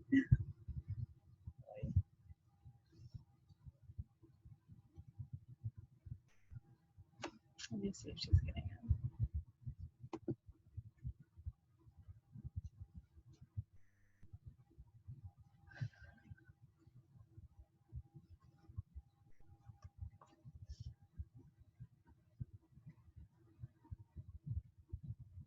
There she is. Did she get in? Oh, there you are. Let me unblock you. Or unmute you. Okay, there you are. You are now unmuted, Tanya. Okay, and you hear me? Yeah. Yeah. So it just needed to do some update. I thought it would take like a long time, and I was, you know, like how updates can be. I was like, oh, but that took no time. Right. So I'm now with you guys, updated. Yay. Yeah. And my auntie Ranve called, and she's like, "Are you okay?" Like that's what I was talking to. So right. We are all here. Okay. you're all here. I'm just looking at who I have here. Okay, hi. I think we all kind of know you from online, but you can always do an introduction again. And we are going to keep this all open panel. And Yes. so open panel is going to simply be, you know, you take the lead and open the discussions. And yeah, so everybody, you know, you feel free to unmute yourselves and interject with questions and kind of create a dialogue, you know, and a back and forth. So it's not just putting Tanya on the spot. Yeah. So yeah, so would you like to just go ahead and begin? And the topic is Icelandic folk magic, one of our favorite things. Yes. And it's a complicated topic. But yes, to introduce myself, I am Tanya Lind, and I am a völva in Iceland. That means that I do pretty much everything. I have different jobs of healing, cleansing, ceremonial work, prayers, counseling, and so on. And I'm also sharing the traditions of Iceland with people and around the world. Just pretty much from my own experience. I'm not an academic in a sense. So I'm more into heart-to-heart sharing. And I'm a curious person, so I learn a lot to share. And yeah, I think that's pretty much what we can say about me for now. If there's any more questions about that later, that's fine. And we mentioned talking about folk magic. And when I started thinking about that, it's hard to talk about it unless we talk a little bit about the history of Iceland. And so we'll just do that in a few levels. it's a complicated history, so it's something that we can weave back into if there's any questions about that. But it was a matter of getting some context. And so we'll just start with the land itself, the island. Yeah. Yeah. So many of you guys have seen videos and pictures and maybe some new Eurovision movies about Iceland. Eurovision. We're really proud of that. Yeah, ding dong. You know, it was so good to find a way to get to know us a bit more. Even though it's an exaggeration, it's funny, but it's a lot of it we laughed at because it's true. But yes, though the land itself, it's she's alive, and it's very obvious. She's moody, and you know, so what we have here, we have these powerful glaciers, really big and intense. We have waters running from them, going into all of our lakes, you know, like little, what do you call it? Like little vines, what do you call it? Mm-hmm. The blood vessels. It's volcanic and it's active. So we get volcanoes on a regular basis. We are so close to the northern lights that we can almost touch them. And when we turn on our water, we can smell the sulfur. And she is beautiful and sweet, but she can kick your ass in no time. And this really molds us as a character. And also because of the intensity, we also, it was so important to our survival to grow a relationship with the nature. Otherwise, we wouldn't be able to survive here. And so that is the land itself. But then it's like, who came here? And that is a very debatable thing, because scholars and people will have different outlooks on that. We have common ground of things we agree on, but there's a lot of findings and a lot of things coming forth. What we're famously known for being is that the kings of Norway were fleeing Harald Hairfair. How are they? He had just gotten hold of all of Norway, and some of the kings there didn't want to really be giving off their lands and didn't want to be under his crown. And he has become, Christian at that point, uniting everything in Christianity. So they came here and are talked about being the first settlers of Iceland. And it's written in the Book of Settlement and the Book of Icelanders that these kings are put very up forth. It was mostly written about them because of their children laying claim on land. So it was it was political. But in the stories also, it's like people had been here before. And it's even in the oldest law books, laws on how to approach land where people are here before. But it's written in a very old Icelandic, and not everybody understands the meanings of these words. And it's also in the Book of Icelanders. It's very obviously, it's like childhood, you know, like eraser marks over some names and such. And place names changed because they are trying to change the history to be able to claim the land. But what we have found also, and it's in our sagas, we can see it everywhere, that we were also, many of us were Sami, the Sea Sami. There are also evidence that Irish were here before us, before the Norse, in many areas. You can tell by the literature and also place names. It's known that the Papar, the monks, were here doing their writing in seclusion, and the stories say that they fled because of the Vikings. But we're talking about a long period of time. It's not that simple. And also because of the kings and the ones going on Viking were traveling all over the world. So they're bringing a lot of cultures to Iceland eventually, and many of them through the slaves. So we don't have that many Norse kings. We got more slaves from all over the place. And So they say that the settlement had been first wave and then second wave. And the second wave was the ones that were like highborn. And they were heathen when they came here. But before that, we'd already been mixing with Christianity. It was all over the Northern Europe already, you know, so it was not a new thing to us, but they were heathen. And yeah, so yeah, they come here and we are already a melting pot of cultures from the beginning. We would say like from 800 up, we're starting to become more and more settled here. And yeah, then, for the context of folk tradition, we're gonna get into then religion. So these people are bringing all these cultures over already.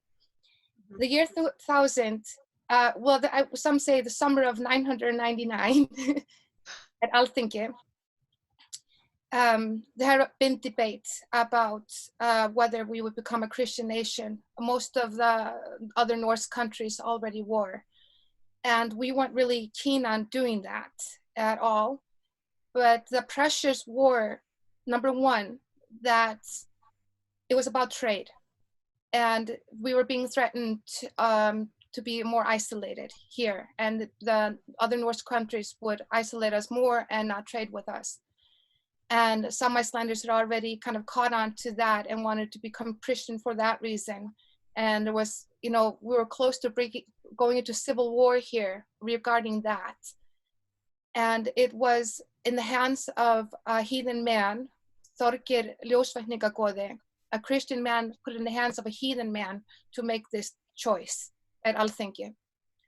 So he lay to rest for some time, I think overnight, under skin, to think about this, speak to spirits, to what to do. He's looking into the future. And he came out with this, with a law of, we would join the UN. We would say we're a Christian nation, but to hold the peace that we would be able to practice our heathen faith in private. And we would be allowed to eat horses and carry out our children that we couldn't take care of. So that was allowed, even though that most nations couldn't do that.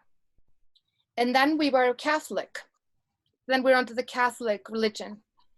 But then after we did that, this was as far as they could really go with us, you know?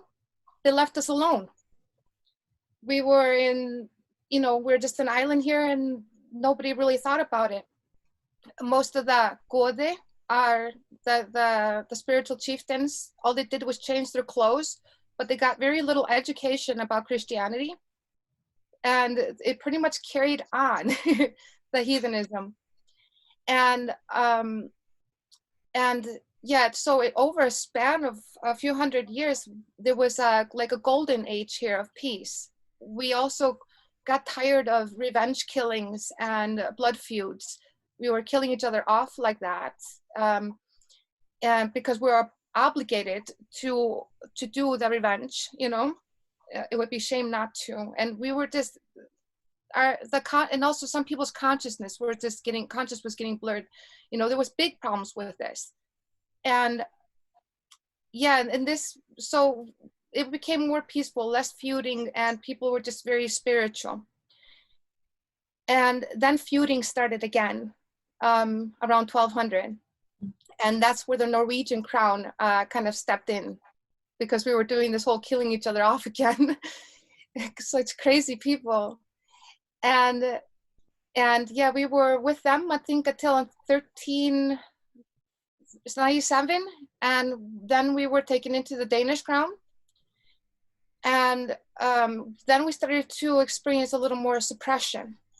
You know, they were not letting us trade with other countries and such things. And this was not a really good time. And I think it was about, then the Protestants were starting to get popular in the North. The whole Martin Luther campaign. And which became part of the Danish system. And they forced us to change to Protestant, Lutheran I think today our national church is Evangelistic Lutheran or something like that. And it was not a good time for us. And that's, we weren't really into the change. It took a long, long time, over 100 years. I think 1550, they executed the last Catholic bishop. But even 100 years after that, I see 1650, that's when the Reformation was maybe fully happened. And at that time, then we're having, you know, what I'm calling it in Iceland, galdrabrennur, when they're executing witches in the mainland. Mm-hmm. Execution years, right? Yeah, something like that. Persecution of witches. Persecution, yeah. It came a bit late here. So in all the mainland, you know, women are being killed like in the thousands. Sometimes some numbers are like millions, you know, but when it came up to the north and came to Iceland around the time of Reformation, then they started kicking in. The Danish crown had henchmen coming here to try to keep us good, because we're really, really difficult. We did not care. Like you, I mean, like we're not afraid of dying. You know, this is part of our life. You know, this kind of being on the edge, living in this environment, hard conditions. So it was not easy. So 1650 that happens, and then the witch trials start happening here in Iceland. There were only like 134 cases at Alþingi, you know, at our parliament. Only 134, and only 10% of them were women, and only 25 were burnt, and maybe only one woman. But according to documents, she got let go.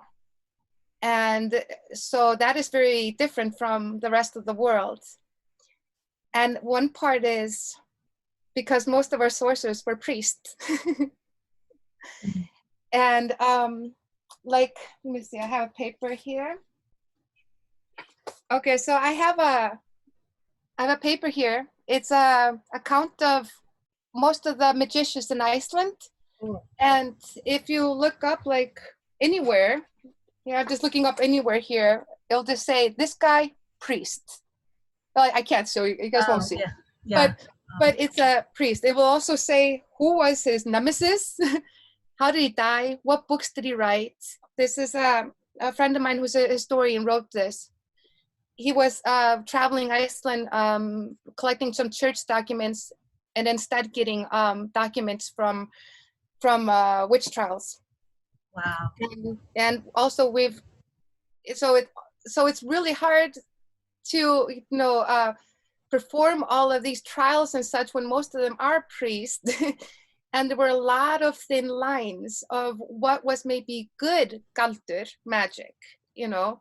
If it was if it had enough Christianity in it, then it kind of slips through.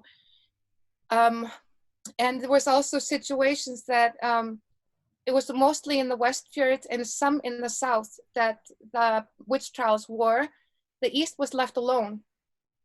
And so there's so many ways and reasons why tradition never really broke here, because of all the isolation, and because it was these trials were only in certain areas, but it didn't change much. We're just as active. We have people living on small islands that were famous for their sorcery in the middle of this era. And a lot of the problems of the people that were put on trial, like there's a situation in the West where a wife of a priest was always having these bad hallucinations and things, or she didn't know she was having hallucinations, and they were really, really bad. But in the document, you can see that she drank a lot of alcohol. And another thing that I'm suspecting, I'm looking into more, is that a lot of alcohol was made from beitiling, which is a flower here, and it grows mold on it. And if it has mold on it, and if it's put in the wine, they could cause really bad hallucinations. And she was an alcoholic, so they didn't understand her problem or what was going on. So the most logical reason was that this guy next door must have had something to do with it. Sometimes people would deny doing any kind of magic, but some of them would admit in the end, even things that they weren't really on trial for, but they would admit what they had done. And so, and then with our main churches, you know, the bishop placements in Iceland, they were, you know, in the middle of this era, also the melting pot of all of occultism. And so that's kind of funny.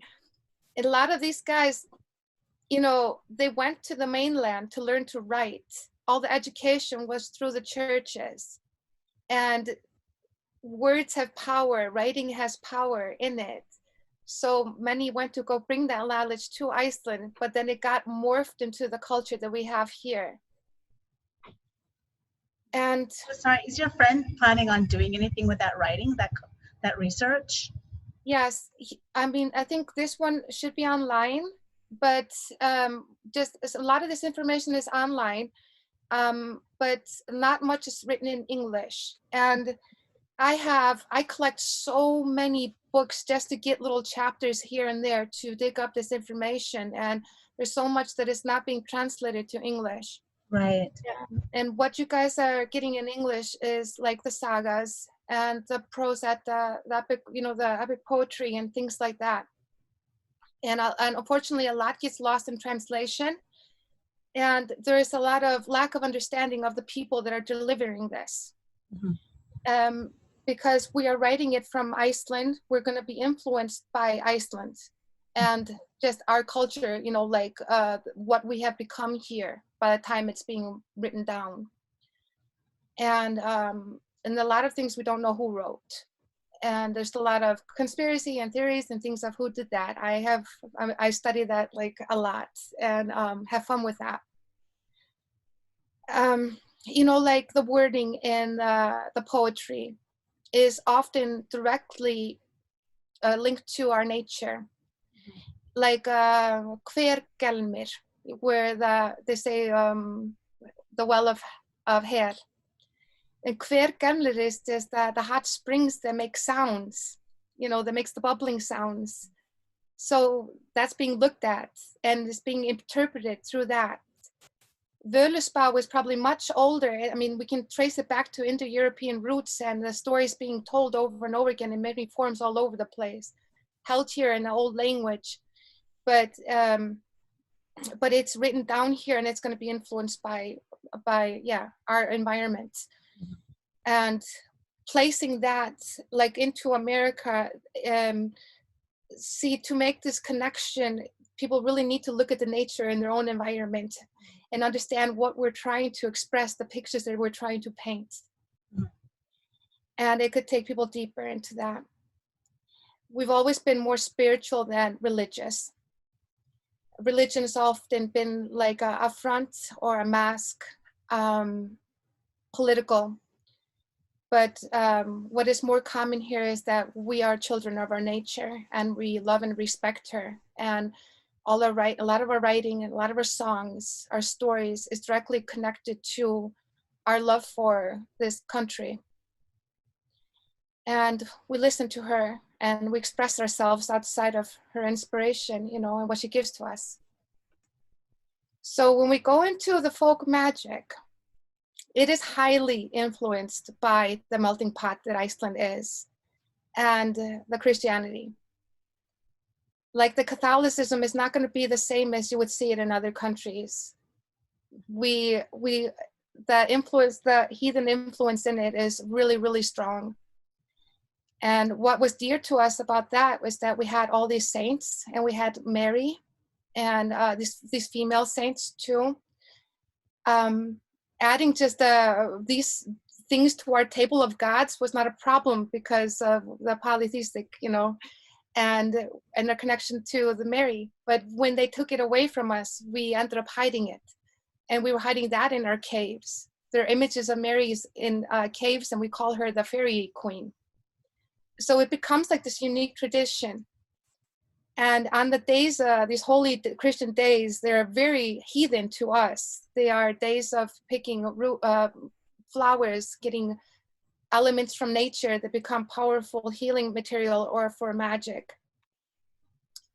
And then we can't forget that we are like with the hidden people, the elves, our monsters, our endless count of different zombies and ghosts. We have 40 some names for what I can be described as. It's a rabbit hole. So Icelandic heathen means that you have like a library of books behind you, if you want to go that way, or you simplify and just go into nature, sit outside and learn and be nourished by her. So, you know, that is just to give some context, but, you know, now I don't really know who to roll from here. Maybe you I really guys like the idea this as Mary in the caves as a fairy queen. That's pretty cool. Yeah.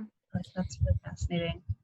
Yeah, there's a lot of stories about that. And in our folk tradition, it's kind of, I was just reading this yesterday because I was just flipping through a book I got.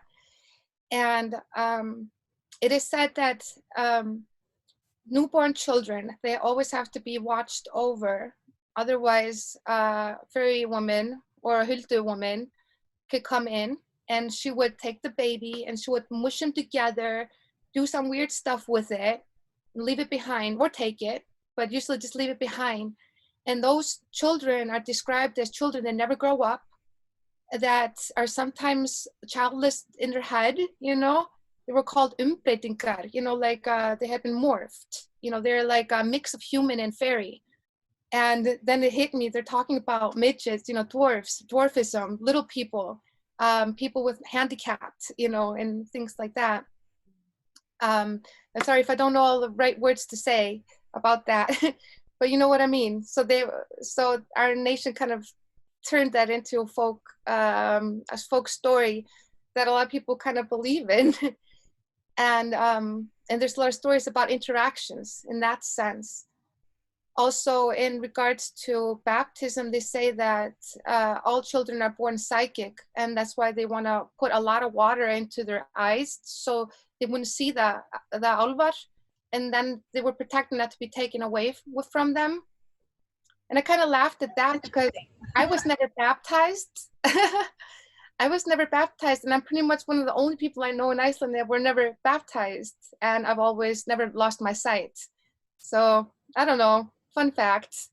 But the baptism is often, you know, again, something we do because of tradition, but not exact people are not, we're terrible Christians, you know.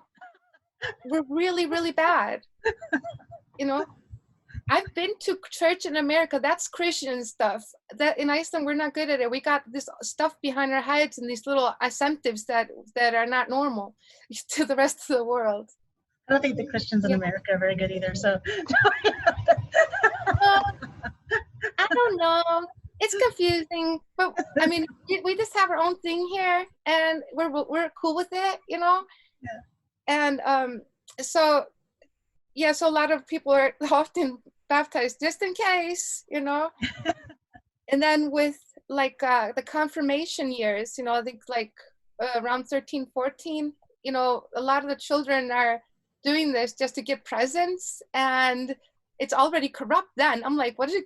To me, I'm very spiritual, so I think that's kind of bad. You know, they're admitting it. It's just for presents and for family gathering, and then they will have their whole side belief, you know. Mm-hmm. I cannot speak for everybody, this is common. But it's becoming more and more common, the name-giving ceremonies, the heathen way, and rite of passages that can happen anytime from 13 years old until you're grown up, if you want to do that. And that is becoming more and more popular, and more people are wanting to just join the Ásatrú to maintain more cultural inheritance. And within Ásatrú, you're allowed to have your private beliefs. You can just do what you want. What we have in common is just, the pretty much nature worship, you know. That's kind of our thing. We're very superstitious, but that is called hjátrú here, which is side belief. So it's an extra belief that you can have. It's not like a weird thing. It's just like everybody's allowed to have that freely. And þjóðtrú is the cultural beliefs, which I'm saying is stronger in us than anything. very, very strong. And that's why, like me and Ranveig and others are very busy women, because people come more to people like us than they go to psychiatrists. And we work along with medical field and psychiatrists, anything from being a seer to a herbalist or a healer. It's all beneficial, and very few have any kind of issues with that. And yeah, and there's, and like with Icelandic people, they have done like 2 studies, like changed quite a bit in 10 years. I think in 1995, most people, when majority were believers, but when it did it again, like 2006, it was a little less. But if you look more into the research, they were saying everybody had some kind of an experience. One could believe in like one thing, but didn't believe in another thing. It's just what they have experienced. But if you ask anybody, well, except if you're really far from your roots, there's some money people, you know, most people will be very, very careful around the spaces of the other worlds, that they're rocks and they're hills. They might say, I don't believe it, but they will not take any chances, which says a lot too. And sometimes I ran into travelers coming here and saying, well, it doesn't seem like a lot of you believe. Well, then I find out how they asked. Like, you don't just ask a person working at the store, like, so where's the fairies? They just don't want to talk to you about it. They're going to be like, you're making fun, you know? But if you talk more, if you get to know us and we talk more, then a lot will come forth. At least stories from their families, just strange things that they don't know how to explain. And it could be anything from earthly things and elves and such things to UFOs. You know, we are very, very open. Mm-hmm. Now, I know last time you talked, the last conference you talked in the podcast and things about the elves, but you know, you bring up monsters. You know, you bring up, and I don't know if monsters. I don't know. Monsters makes me sound like furry green animals or something like that. But like, how does that play into the environment, and how do people necessarily work around those? I mean, I'm assuming when you say monster, you're talking about more malevolent, more wrathful type beings, or how are you describing monsters? Can you talk about that a little bit more? Yeah. So when I'm saying monster, it's just really direct translation from skrimsli or skapnur, like beasts, or like when we say monster, we don't mean bad things. Okay. Yes, it's just it's a lack of translation. So the thing is that there's a lot of things that are in a gray zone here that other cultures might think is bad, but to us is normal. Iceland itself can be quite monstrous. But I'm saying this with love. See, the thing is, we're taught from a young age to look at our environment and see the omens in the sky. We are taught to spot the dragons and the trolls, giants, fairies in our nature. It's like if you ask an Icelandic, do you see that? They'll see it right away. With other people would take time for their brains to focus on what we're seeing. But this is very common. So we're right from a young age very aware that we have spirits everywhere. So yeah, so we have the big forces, the powers, and then the spirits that are living into the mountains and the waters and areas. And most people can feel it right away, you know, that when you're approaching an area, there is something more to it. And it will be approached with questions like, who's here? What's this? What I'm seeing? Listening. Some will step away. There are realms here that you shouldn't go into. We'll feel it's dangerous because it's not our place to go. And it's true and it's right. I have myself run into going into places, not listening, and I've gotten myself in trouble. And it was taught me a big lesson to listen more. Like the areas of the dwarfs, very careful about that. They're not talkative. They don't really want to be bothered. And they're often in areas that are very isolated. The dragons are pretty much in everything here, but we will have common memory and common knowledge of some mountains or areas that have dragons, and we know that well.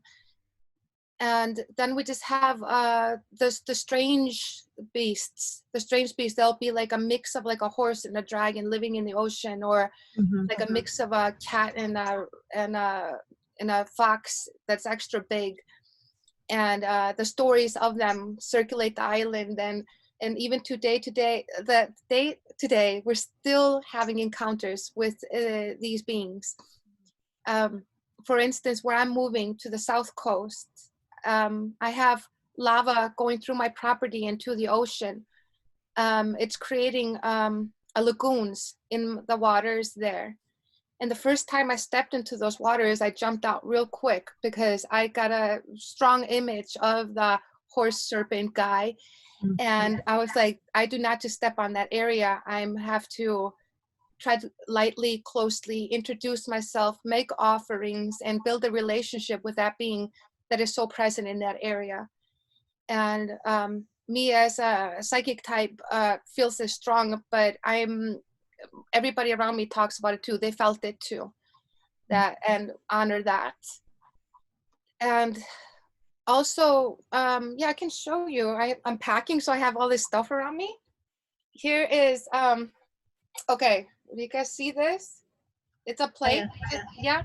So it has like a dragons and an eagle, and I can't see, there's a giant dude here. And what do I see here? Oh, dragon. Oh, it should be a bull here somewhere. Okay, anyways, I'm looking at this backwards. These are the four land whites beasts of Iceland. The eagle of the north, the dragon of the east, the giant of the south, and the big bull in the west. And throughout all of our history and everything that's ever happened, these were always still in our the Icelandic shield. Because we made a deal. It said that we had made a deal with these beings here in Iceland, that we could come there, but we would take good care of the land and they would take care of us. We can't break that. And this, I talk a lot to these four beings. So they are great spirits, kind of like covering each sector. And this is kind of creating also a medicine wheel of Iceland. Oh, nice. Yeah. So we have to honor these directions and beasts. And they are just as loving and wonderful to us as they can be destructive. So that is very important that we honor them. But there's new times also, new energies coming in, and we're very open to seeing and learning more about that. We're not trying to worship ashes or do everything like we were doing 1,000 years ago. We are carrying a torch, and the spirits work through us. We can see it when we're reading the sagas. We're reading about the same people we are today. And we feel the same things, a lot of the same things. We have the same issues today. And it's really easy to kind of like let that still work through us today. But like today, I'm a Völva talking through Zoom. I mean, that's quite interesting, you know? Yeah. So that is all very open for that. It's this, I get confused sometimes with the reconstructionism of things. I'm like, how far back do we have to go until you guys are okay in the now? Right. It's really, how far do we have to go? And I hear spirits say just like, where are you guys going? Like, number one, it's nature. And this is very strong. This is where I find the Sami connection, the worship of stones and cliffs, and that spirit living in that. You know, it's not like we're not thinking about like all of these gods and having to worship them and things like that. We are talking directly to what is keeping us alive and allowing us to live here. And that is the relationship we have to have. And the images of that can't be Freyja. It can't be Thor. It can't be these things that are close to us. But a lot more will be connecting to the being of that water or the being of that rock, the sky above and Mother Earth. You know, it's much more simple. And we are always taking. We take with our breath, our steps, and things like that. And that is why offering is important and has always been important. So these are threads that are always practical to continue. But we also just have to say, you know, America, you know, you guys have become a melting pot. And you guys have this wonderful, powerful nature there. And you got a complicated history too. It's interesting to see how that will evolve. But I would always suggest, you know, go more into nature, talk to the natives, get to know that even more and more and more, because that is more heathen than what you guys will read in the lore. That is my opinion. That's beautiful. Does anybody have any questions? Should we open it up? Just go ahead and unmute yourself. Everybody just go ahead. Keep it open. Hi. I am interested in sigil magic and like rune staff tradition. Like I know you still do stuff with it. Because like I have several translations of like various manuscripts, but most of these manuscripts don't include like super detailed directions. They just like list sigils and what they're for. And I assume like what you actually do with them is a bit more involved than what has been written down. Which makes sense. Like if you had these books, you could get charged with witchcraft for having them. So like they're a bit more secretive about what they wrote down. But like, yeah, sigil magic. What do you do with sigils? Yeah. So, yeah. So well, so you know clearly that it's a mix of cultures in that. Yeah. And it's influenced also by the priests that were going to the mainland and learning at what we call the black schools. And it has a lot of Kabbalah, Solomon magic in it. And then we have the Norse runic in it, which is the basis. It's this, we're just adding on more knowledge, more technique. We're developing and we're always curious. We always want to know more and more and more and more. And we take it into what we're doing here. And also, I would like to say that we have a lot of surviving books that are hidden in the walls and buried here and there and kept by the churches. So we're really lucky for what we have already. And also, there was this time that we were starving in Iceland, and we were starting to eat our books because they were made with leather. And the Danish crown actually saved some of them for historical and science reasons, which is very, very interesting. So we're really lucky about the manuscripts that we still have.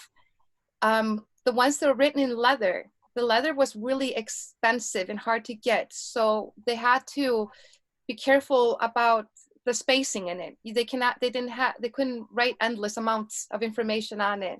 So they had in mind that people already kind of knew what it was about. Mm-hmm.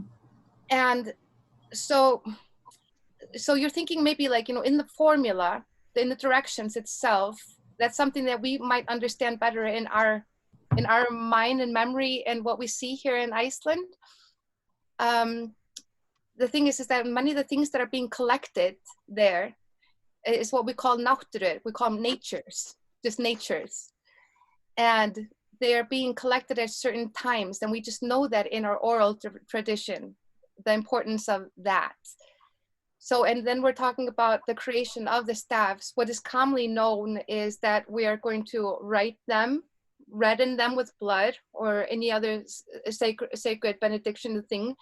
And then we'll speak over it, galdur, you know, we'll wake it up with sound. But what often I see missing in the manuscripts is the visuals that we are doing. We are visualizing them. They're multidimensional.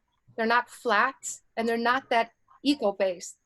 Seiður was it. And then galdur was within Seiður. And then it started to split a little bit, and Seiður became more of the feminine, intuitive, more kundalini-based kind of energy. Galdur is still in there, and Galdur became more directive, ego, thought, like an arrow, you know, energy. But they're weaved into each other. When you're doing galdur, okay, here, I can show an example. Here's the ægishjálmur. Yeah. Okay, so the ægishjálmur, I'm visualizing the center outside my third eye, here. Why is it a helmet? Because we're putting it right here. I'm in the center circle, and then I'm expanding out. The lines of it are expanders to charge them. And then you have the horns here at the end that are both protective and to bring in the knowledge that I want to have. If I don't visualize it, I'm not working it completely. Also, there is going to be a lot of hidden messages in the seal, the Galter seal magic, because many of the ones that are creating it, they are going beyond their minds to bring it down here. They are going so beyond that they don't even understand themselves what's happening. Spirit is starting to work through and create these images. So the secret ones are secret to all. The only way that you can really connect into it is by meditating with it. And also exploring the sounds of the Galter, the sounds that they are vibrating. Everything that vibrates has a sound, and we will match that. And with that, and closing our eyes, we start seeing this multidimensionally. Like Ægishelmur is more of a globe over my head than, or even something I see multidimensional in front of me than a flat piece of paper. So what do you think about that? I mean, that's really cool. So do all the sigils have names? Because like most of them are not named in manuscripts. No, not all of them are not named. Okay. But but there will be a lot of common, you know, like Solomon this, or the seal of Christ, or, and then they have the more that are much, much older, purely heathen. And yeah, you know what, I feel like it's kind of 50-50 with the names, but it needs to be, it's all going to be looking deeper and deeper. Like one book will just say, this is the Helm of Awe. And then another book will bring more information, little keys to continue with.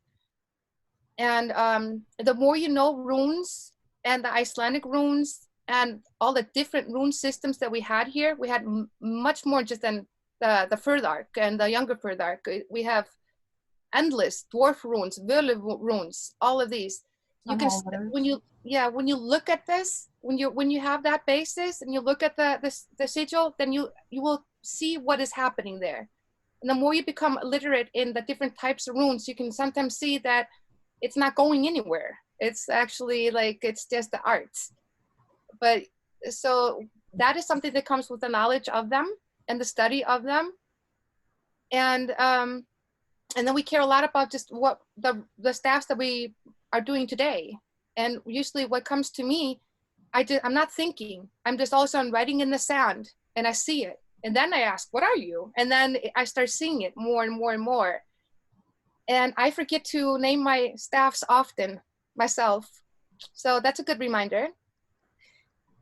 And it's, so thinking about them and doing them is maybe art of science. It's a creative process. But the more you get into the seder of the Galter, it's going to be beyond your mind. And people are overthinking way too much. You know, the ones that I see studying these things, I'm like, oh my God, you're going to break your head, because we're going much more with intuition. You know, there's a big difference of the ones that were actively doing this. They were going by intuition, talking to the spirits and bringing down what needed to be used, like for healing and such things.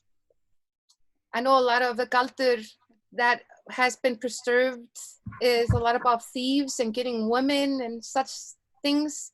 Those are actually more the trendy Galter, you know, the more entertainment Galter, you know. Yeah, some people were probably assholes and trying to force women to love them, you know. Icelandic people can be that way too, you know, totally. But it had a purpose. It's one that we really, really believe in. And sometimes you will see the ruins out in nature as well. And that is really wonderful to tap into and talk to the ruins that are shown to you in the cliffs or in the stones. Yes. So it is all over. Yeah, so we always pointed out, like, there's Alfar runir, you know, and it can, it's created by nature itself, but also from just the Alfar. And like Rannveig is saying, that we are spotting this all the time and we tune into them, and we cannot do that by overthinking. It needs to be absorbed. And maybe some of the runes are actual runes, you know, just need to be studied a little bit more, you know. So, you know, there's been findings that they thought it was from like ice movement, but then when they looked at it more, there was actually sentences written down or names. But nature could have done that too. I don't know. But it's something very real to us, that nature is communicating with us through ways that we can understand. With the staffs, oh, sorry. With the staffs, now you described just putting on the forehead, but you can move them to different areas of the body, like kind of intuitively. Like if you're feeling that this needs to go to a certain area of the body from a meditation, a visualization for expansion, things like that. Yes, see that this is what we have common with Reiki, I think. Reiki.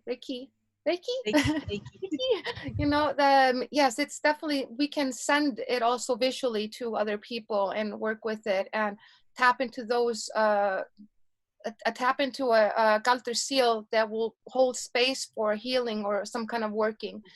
And so it is a bridge, it is a tool, it's a key, and it's a story, it's a lesson.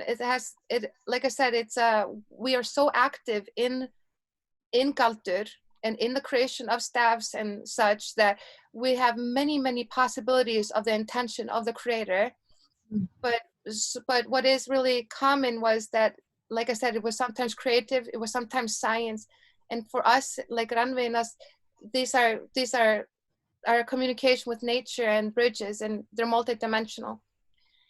And it's really unfortunate that so many of our symbols are just being marked as Viking, and a lot of people are, I mean, getting this inked on their bodies with that idea. It's just Google this. It's not difficult. You'll see that it's highly influenced by our folk tradition, and which is a mix of things. This does not make us less heathen. We're just really heathen, you know. We and it. Exactly, like no matter what, they never took that out of us, never. There were some people that played the game, some people wanted to be fancy Danish types, but they would listen to the spy wives, you know, they listened to the dreams. And the staffs come to us in dreams and in visions. Sometimes I know people that like to drink a little bit of alcohol, drum a bit, and then the staffs will come forth. Alcohol being a sacred mead, or you know, doing it in a state of Odin, to be able to direct this energy from this from the essence and into delivering it to here, manifesting it to here. And it's quite amazing. The history just needs to be right, and people just need to know what they're getting into. And this is a culture that is not a lot of people know enough about. And we're pretty cryptic about it, and there's so much to be translated. I just love that phrase though. Like, you're really heathen. Yeah, that's classic. I love that. like a lot. Even our priests, and yeah, it got really crazy here, and we're still crazy. Like my favorite church is a Catholic church. I started traveling there. I started practicing astral travel in a Catholic church. It took me out. And the Pharaoh Queen taught me about who she was and who she is to us today, who she manifested to be. And I still go there a lot. And the priest is just like, okay, woman. And I'm stealing their holy water just in case I could use it for an exorcism sometime. I'm like, can you bless this for me? And he knows I'm up to some crazy shit. But the thing is that church was built on a fairy hill, on the elf hill, and it has an aura around it that the colors of it, we know it as the auras that we see in nature, that we call tivur or tiva, one tiva or tivur, which is also an old name for our gods. So there's this, so the energy field around everything we see in nature we are calling the gods in our language. So even there's a church on top of that hill, I'm still going, you know, we're sharing the space. And that's what we have to work this out on the island. You know, we don't have this flexibility to be like hating on each other for being different. We really have to just work it out and respect each other. I just think, hi, it's very similar. I'm Irish, so it's very similar to a lot of the traditions we have in Ireland. Mm-hmm. So like a lot of the churches are built on fairy mounds, and there's massive issues in the press if anybody tries to build a road through one of the fairy mounds. Like with Tara Hill, there was a huge campaign because that Tara is the hill of the fairies. Mm-hmm. And a massive campaign, so they've diverted the road around, so not to build it. But also, I was just wondering, we have what's known in Ireland as dual focusedness, and I'm just wondering whether you have the same. I mean, Iceland and Ireland, it's only one letter separate. Whether you have the same. So it's like dual focusedness is like you're here and now. So we're sort of here in the 21st century, in the present day. And you can talk about just, I don't know, latest technology, because like in Ireland, we've got Apple, the big Apple headquarters for Europe. So it's really fast moving technologically. So 1 minute you're talking about the latest technology and Apple Macs, and then in a split second, you can just switch and talk about the fairy people and the leprechauns and the banshees. It's almost like, and that's the young people as well. It's not just the older people. It's like 1 minute you're talking about the here and now, and then it's almost like you've just entered a different world, or you're constantly walking between those two worlds. You're working in the 21st century, and you're suddenly in the other world, and you start talking about it. So you can go to a Catholic church and go to mass and be a practicing Catholic, but then come out of Catholic church and start talking about the fairies. It's dual focusedness that we have all the time. Yeah. We are exactly the same, and it's so good to hear from you, and it's so good to hear that that's from you. And we're definitely just the same. And most of the women here, we've been genetically tested that most of us are Irish. Nice. The men are more connected to the Norse. Nice. And it's funny that, a lot of Irish people that come here that are thinking about this will say, you guys are not like the Norwegians. You guys are much more like us. You guys have heart. We have heart. And it's the heart. And so I sometimes, when I used to have a Norwegian boyfriend, he was like, oh my God, please stop being so nuts. He was more conservative, much more conservative. We have that whole Viking thing going for us. Okay, we get it, but the Irish thing and the Finnish, the Sami tradition is much more stronger in our spirituality. Mm-hmm. And it's exactly what you're saying. I mean, we had it in national news the other day. I posted it in the Heathen Women group that a power company hired a priest to do a cleansing. And also they make sure to build around the cliffs and the fairy hills that they say is under a spell. And this is national news, and everybody's just like, yep, good, okay, no problem.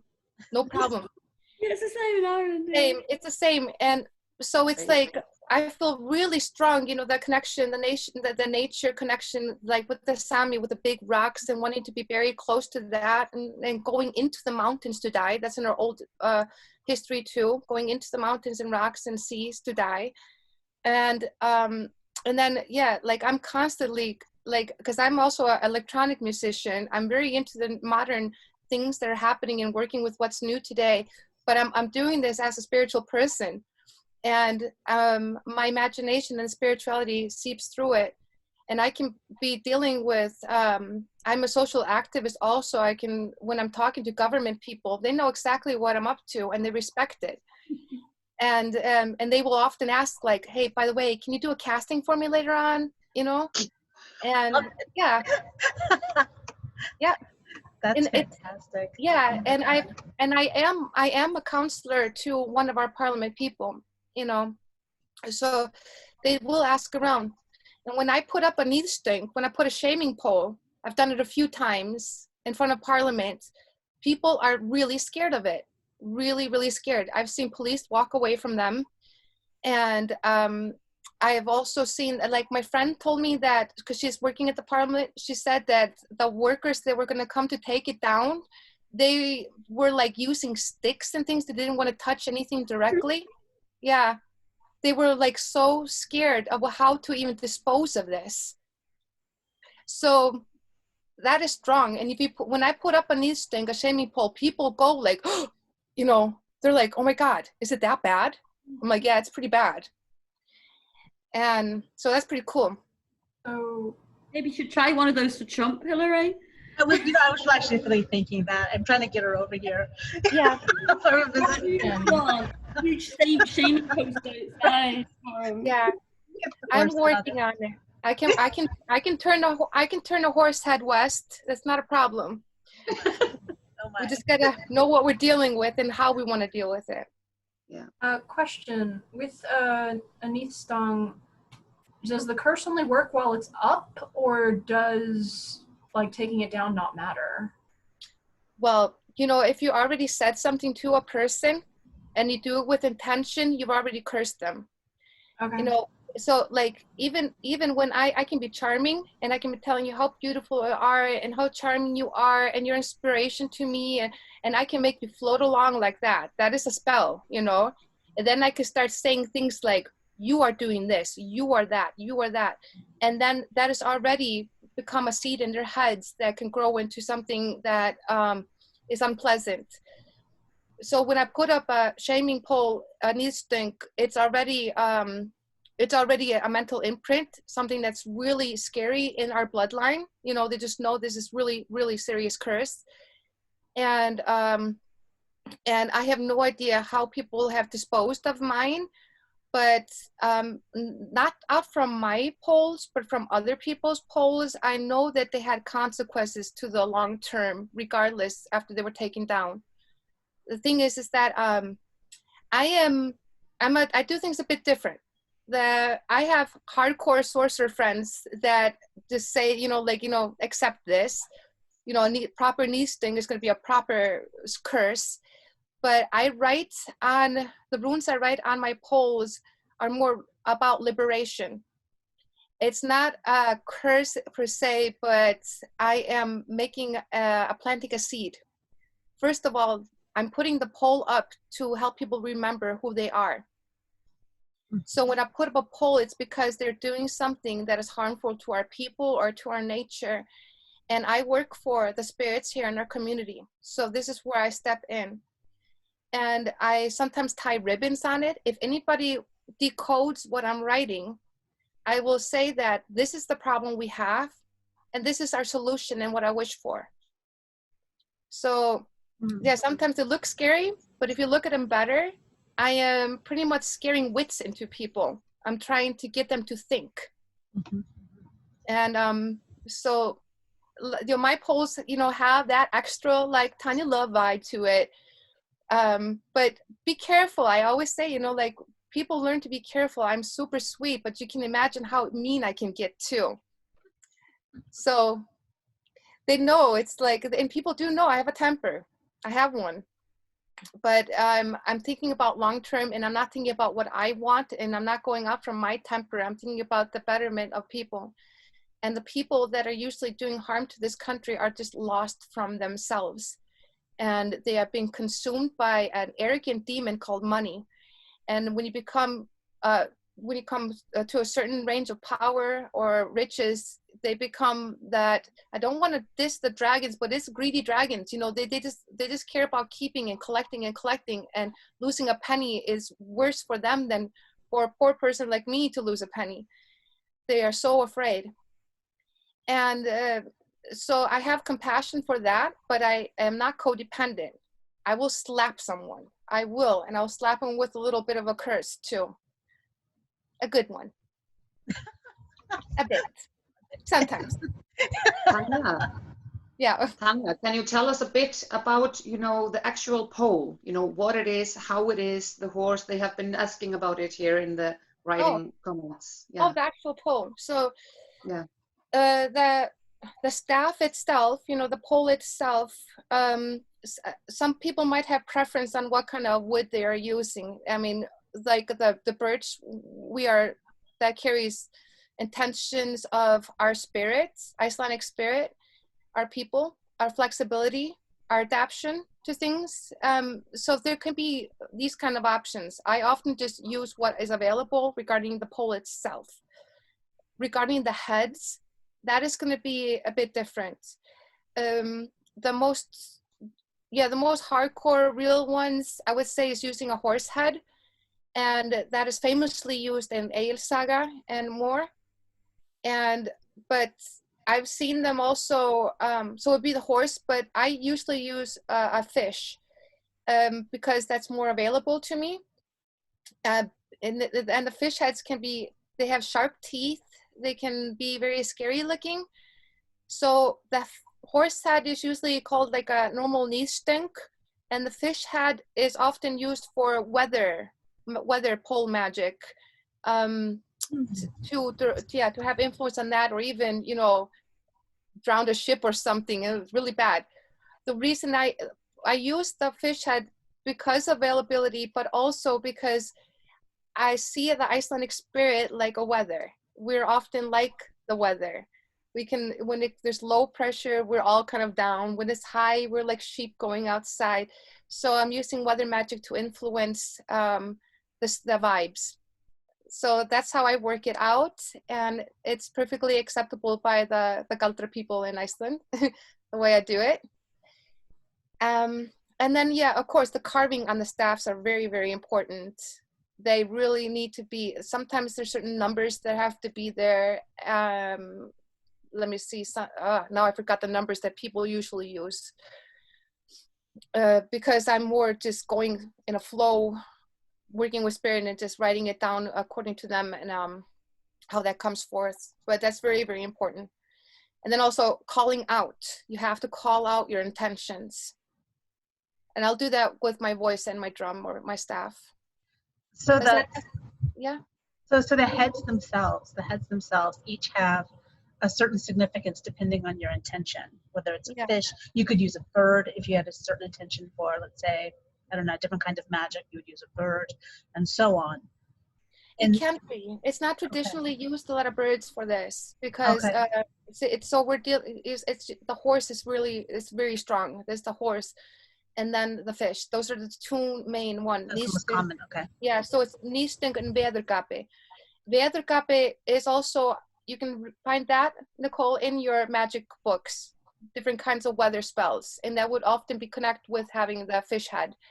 Like I said, I'm just working with my today and what I can use today. I'm not always recreating exactly how it was happening in Egil Saga, because I'm dealing with a different issue.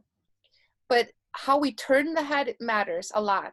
It has to be direct. You have to turn it out to where you're directing it. You got to turn it to the land whites of Iceland and collect their favoring. And they don't do me harm. They put it to where they should go. So there's a bit of a working around that. But I've seen people work this out also using a cow head. And that was a feud between farmers in the West Coast, maybe like 10 years ago. Nice. It was national news. It was a really, really ugly cow head. And it's preferably the more grotesque, the better. So they'll skin it and the blood will be there and everything. And yeah, so I also use the fish head because it's better for my vegan friends. Like, seriously, they are trying to work with me sometimes with this, you know, and I'll be like, well, we ate the horse. Like, we're using all of the horse. But yeah. Really quick question. Does it have to be a fresh head, or will a skull work? A skull will work. Okay. But like I said, the fresher the better, because we're trying to make an impact with the vision. Yes. So with the people. Yeah, so blood and maggots and smell helps. Especially if you're trying to put it up to get people away from your property, that's going to work fine. Mm-hmm. So we've had, one question. So we've had talks about staffs before, right? And so going back to this, is there any other significance with the pole or the staff itself beyond its utilitarian use for this? Like, is there some symbology to it? Is there a different relationship with that? Or is it simply the head itself is the focus? Yeah, so it's like when you're creating this, it's a seiður. It's a galdur in the whole creation process. Okay. But we know that we are detaching ourselves. It's not like I have pole magic that I do, that I am directly linked to. People have to be careful about how they approach it, how they're around it. Don't take pictures of it. So pole magic is a whole different thing here in Iceland. I do a lot of the shaming pole thing is just one aspect of it. And there's more, and the creation process is so important, the whole thing. But there are some people that are going to go intensive through all of the little steps in it. You know, they'll bless the pole, they'll create the staffs on the pole, and the tensions in the head and everything like that. And then there's going to be other people that will just like go to the slaughterhouse, get a head, get a stick, put their, you know, thirst on it or whatever, and it's going to be a simple, I mean, that's going to be like some direct pissed off energy. It's still legit. Okay. So that we get into that. When you do any kind of steiður or galdur, responsibility is so huge, and it's all over our literature. These are our little Tusami stones, are reminders why you know, don't fuck with this, you know. Be clear on your intentions, know what you're doing, because it's going to mess you up if you don't. Yeah, like that reminds me of Hávamál. You guys talked about it in the group the other day, the Hávamál. I just want to seep back into it just a moment. When I read Hávamál, I see this as like, it's like a principal scolding the children, or trying to teach them ethics. And I see us Icelanders, our like little childish, little rambunctious side being put in check, you know. So like, why do we have like a huge chapter just about being a good guest and a good welcomer? It's teaching us this is our cultural, it's our cultural values of how we are in that aspect. I don't believe that it's meant for the whole world to say, like, you know, how some people are saying these are the rules of Ásatrú, or this is doctrine. I'm like, now you're going back to just being like a Bible person, you know. It's not like that. These are just like very good values to have, you know. Like, don't stay over at somebody's house too long. You're gonna get the person tired, or you know. Or when you do have guests, don't go off and do something else at the meantime. Listen more and talk less. Leave your house and explore the world so you don't become stupid, heimskur, a person that doesn't leave home. You don't. And then, so, you know, you see, this is just like these little ethical things that are good for us to know. And then we have all the, you know, the big chapter about just how to handle our alcohol in, you know, consumption, you know. We are bad drinkers, and when you're reading that, you're just like, these are just the same rules as today that they needed to be imprinted in us. Like, you drink too much, you're gonna fuck up shit, you know. So it's like, be careful, drink and be social, you know. I don't see this as being like huge religious thing. I just see it as, you know, yeah, like conduct, you know, good values, you know. And this is how. And I see it come from our culture. I don't see Norwegians being drinkers like us the same way and things like that.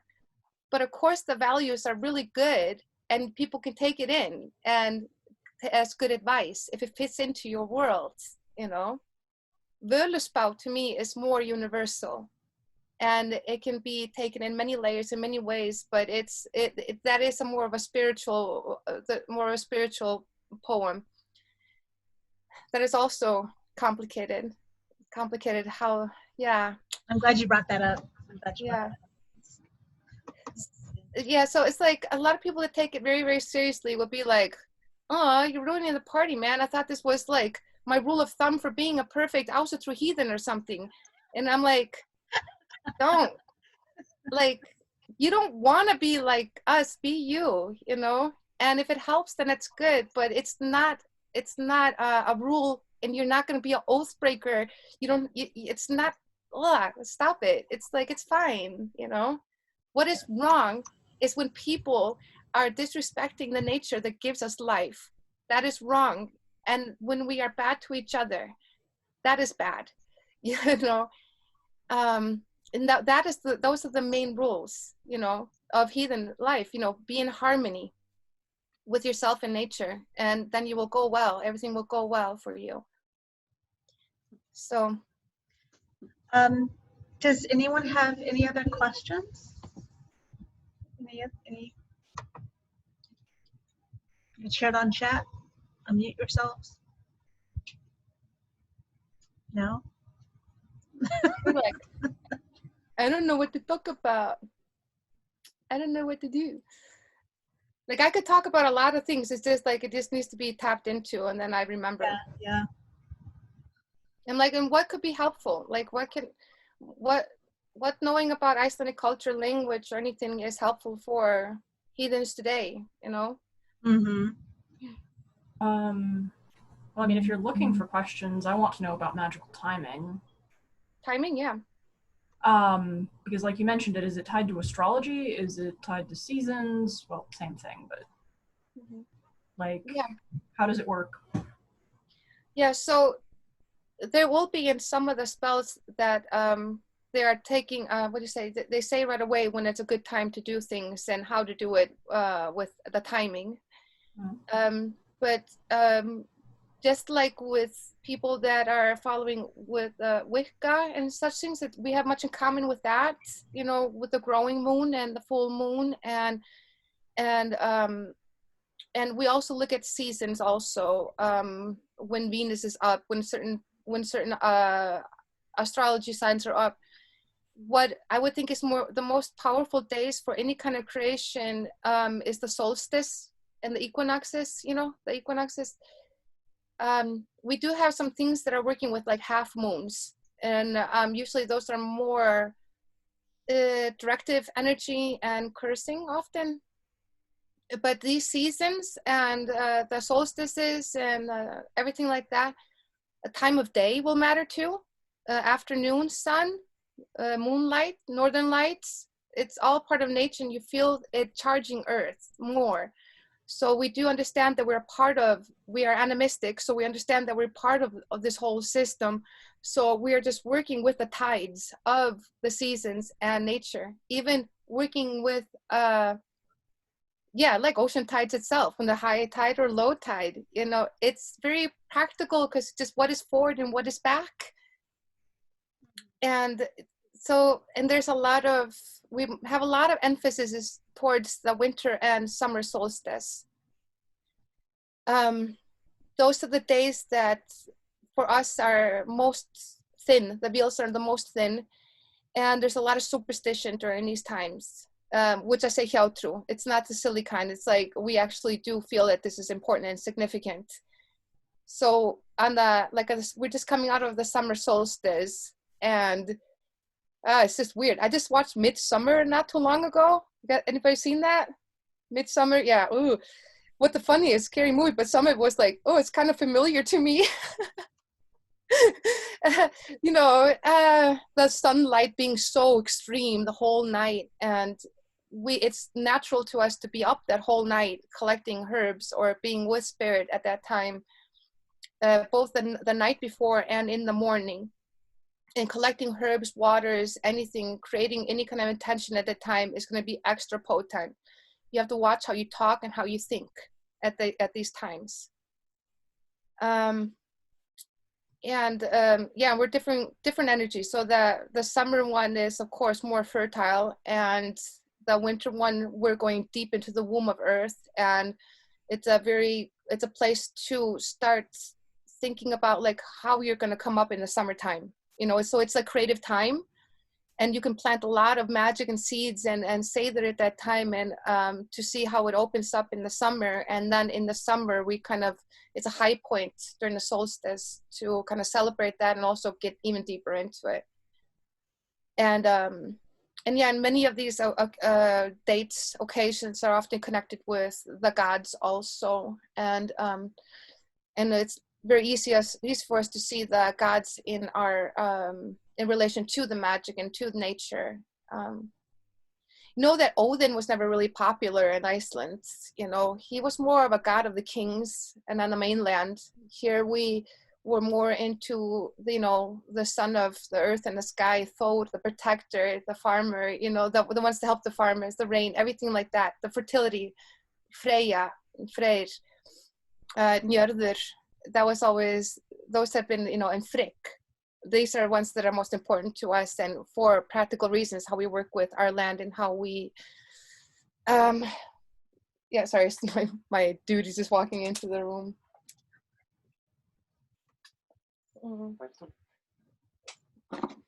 Yeah. Yeah. Okay. And their names are often connected with the herbs that we pick at this time. We have Baldursbrá, Friggargras, things like that. And these will often be in our folk tradition connected to picking those at certain times and in certain ways also. Picking flowers can be a very dangerous thing in Iceland. Like if you pick up a root and don't do it in a certain way, you could die immediately or lose your hearing or go blind and such things. There are many spells that work this way, that on the solstice you have to dig up around a root and tie a knot around it and tie it to a dog and have him run the other direction while you are miles away. And that's how you get the root off the ground. And then you gotta put a white like blanket tissue, something over it, never touch it, and kind of shake off the extra mold. And then you have a very powerful Galdur amulet. But sometimes the dog would die. So it's like we'd sacrifice that. You know, like we're so morbid and we think it's hilarious, but we'll take it sometimes seriously. And yeah, so we're not too cryptic about these seasons of doing things. It's very natural, like just how many religions and spiritualities practice and how they move with nature. And then we have, you know, like we had the 21st of June, yeah, the solstice, and then on 24th is the day of John the Baptist. And then we get the whole folk magic into it with the Catholic and the heathen flip side on it. And then there's certain herbs that are very, very special to pick at that time.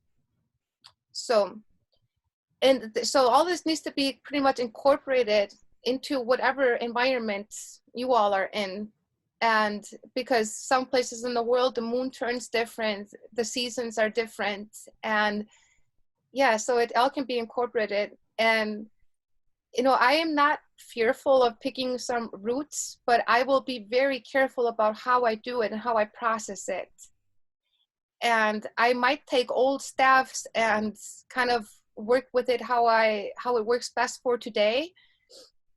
With a lot of love spells, for instance, I am not trying to change the will of another woman or anything like that, but I might promote more self-love to the person acquiring the spell. And sometimes I will, you know, sometimes a lot of the magic just happens in me convincing people that they're okay. But all of that, if I'm taking something old and working with it today, it's a very careful process because I will be talking to ancestors, I'll be talking to spirit about getting direction, how to do it. I'm very careful about my humility towards anything. As soon as arrogance comes in there, I'm going to lose my way and I might start harming myself or others by accident. So it's careful. I'm relaxed but careful at the same time. It's like we call it like a fearful respect. Mm-hmm.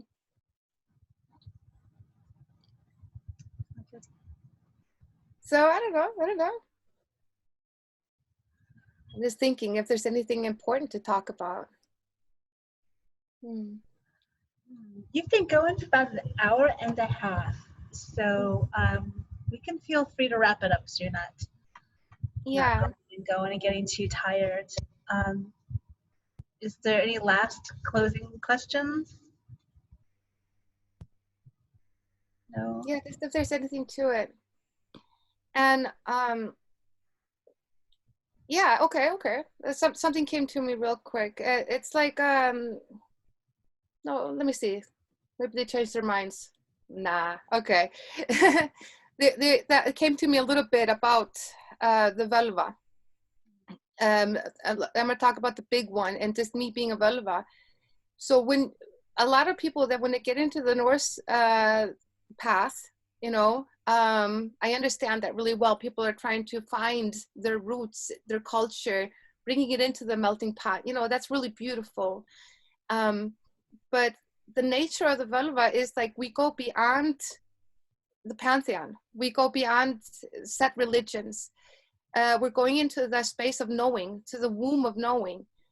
And it's a universal thing. Like when I'm in that space, I get messages from, I have a thing called the lineage of Völva. They've been all over the world, traveling all over the world.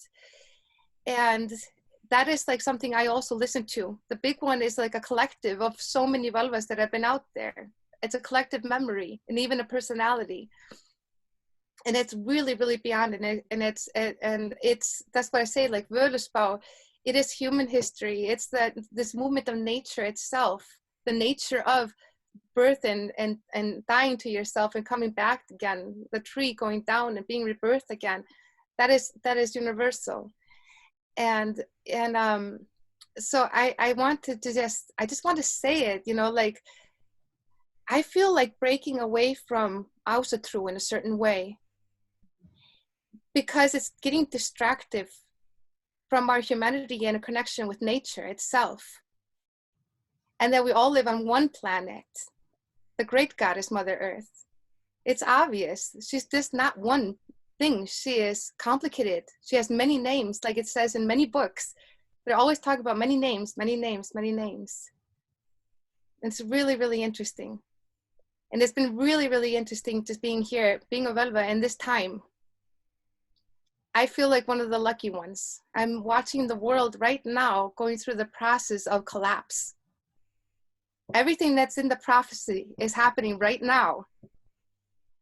It was said that, you know, Surt brann sunnan, it will be the fire in the south, and the cold, long winters in the north, which has been happening here. The winters have been so hard and violent.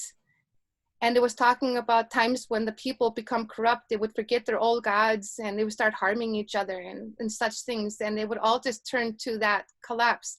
And because we run so far from ourselves, our nature. But at the same time, I see this collapsing, I'm seeing people return.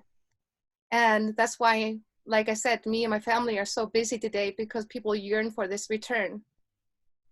And I'm supporting this on a global level, just anybody that's going back to the wilds, going back to nature and starting to listen like that again. I think that is what's going to help us in humanity. And I think it's going to save the planet. And it's happening. We're in the age of communication. This is so wonderful.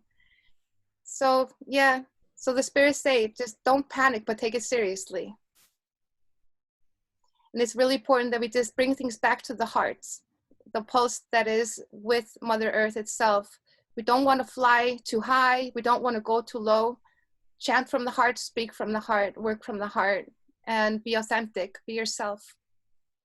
Take care of yourself, take care of your home, and the rest will follow. So that's important. And I felt like talking about that. That's all. Thank you, Tanya.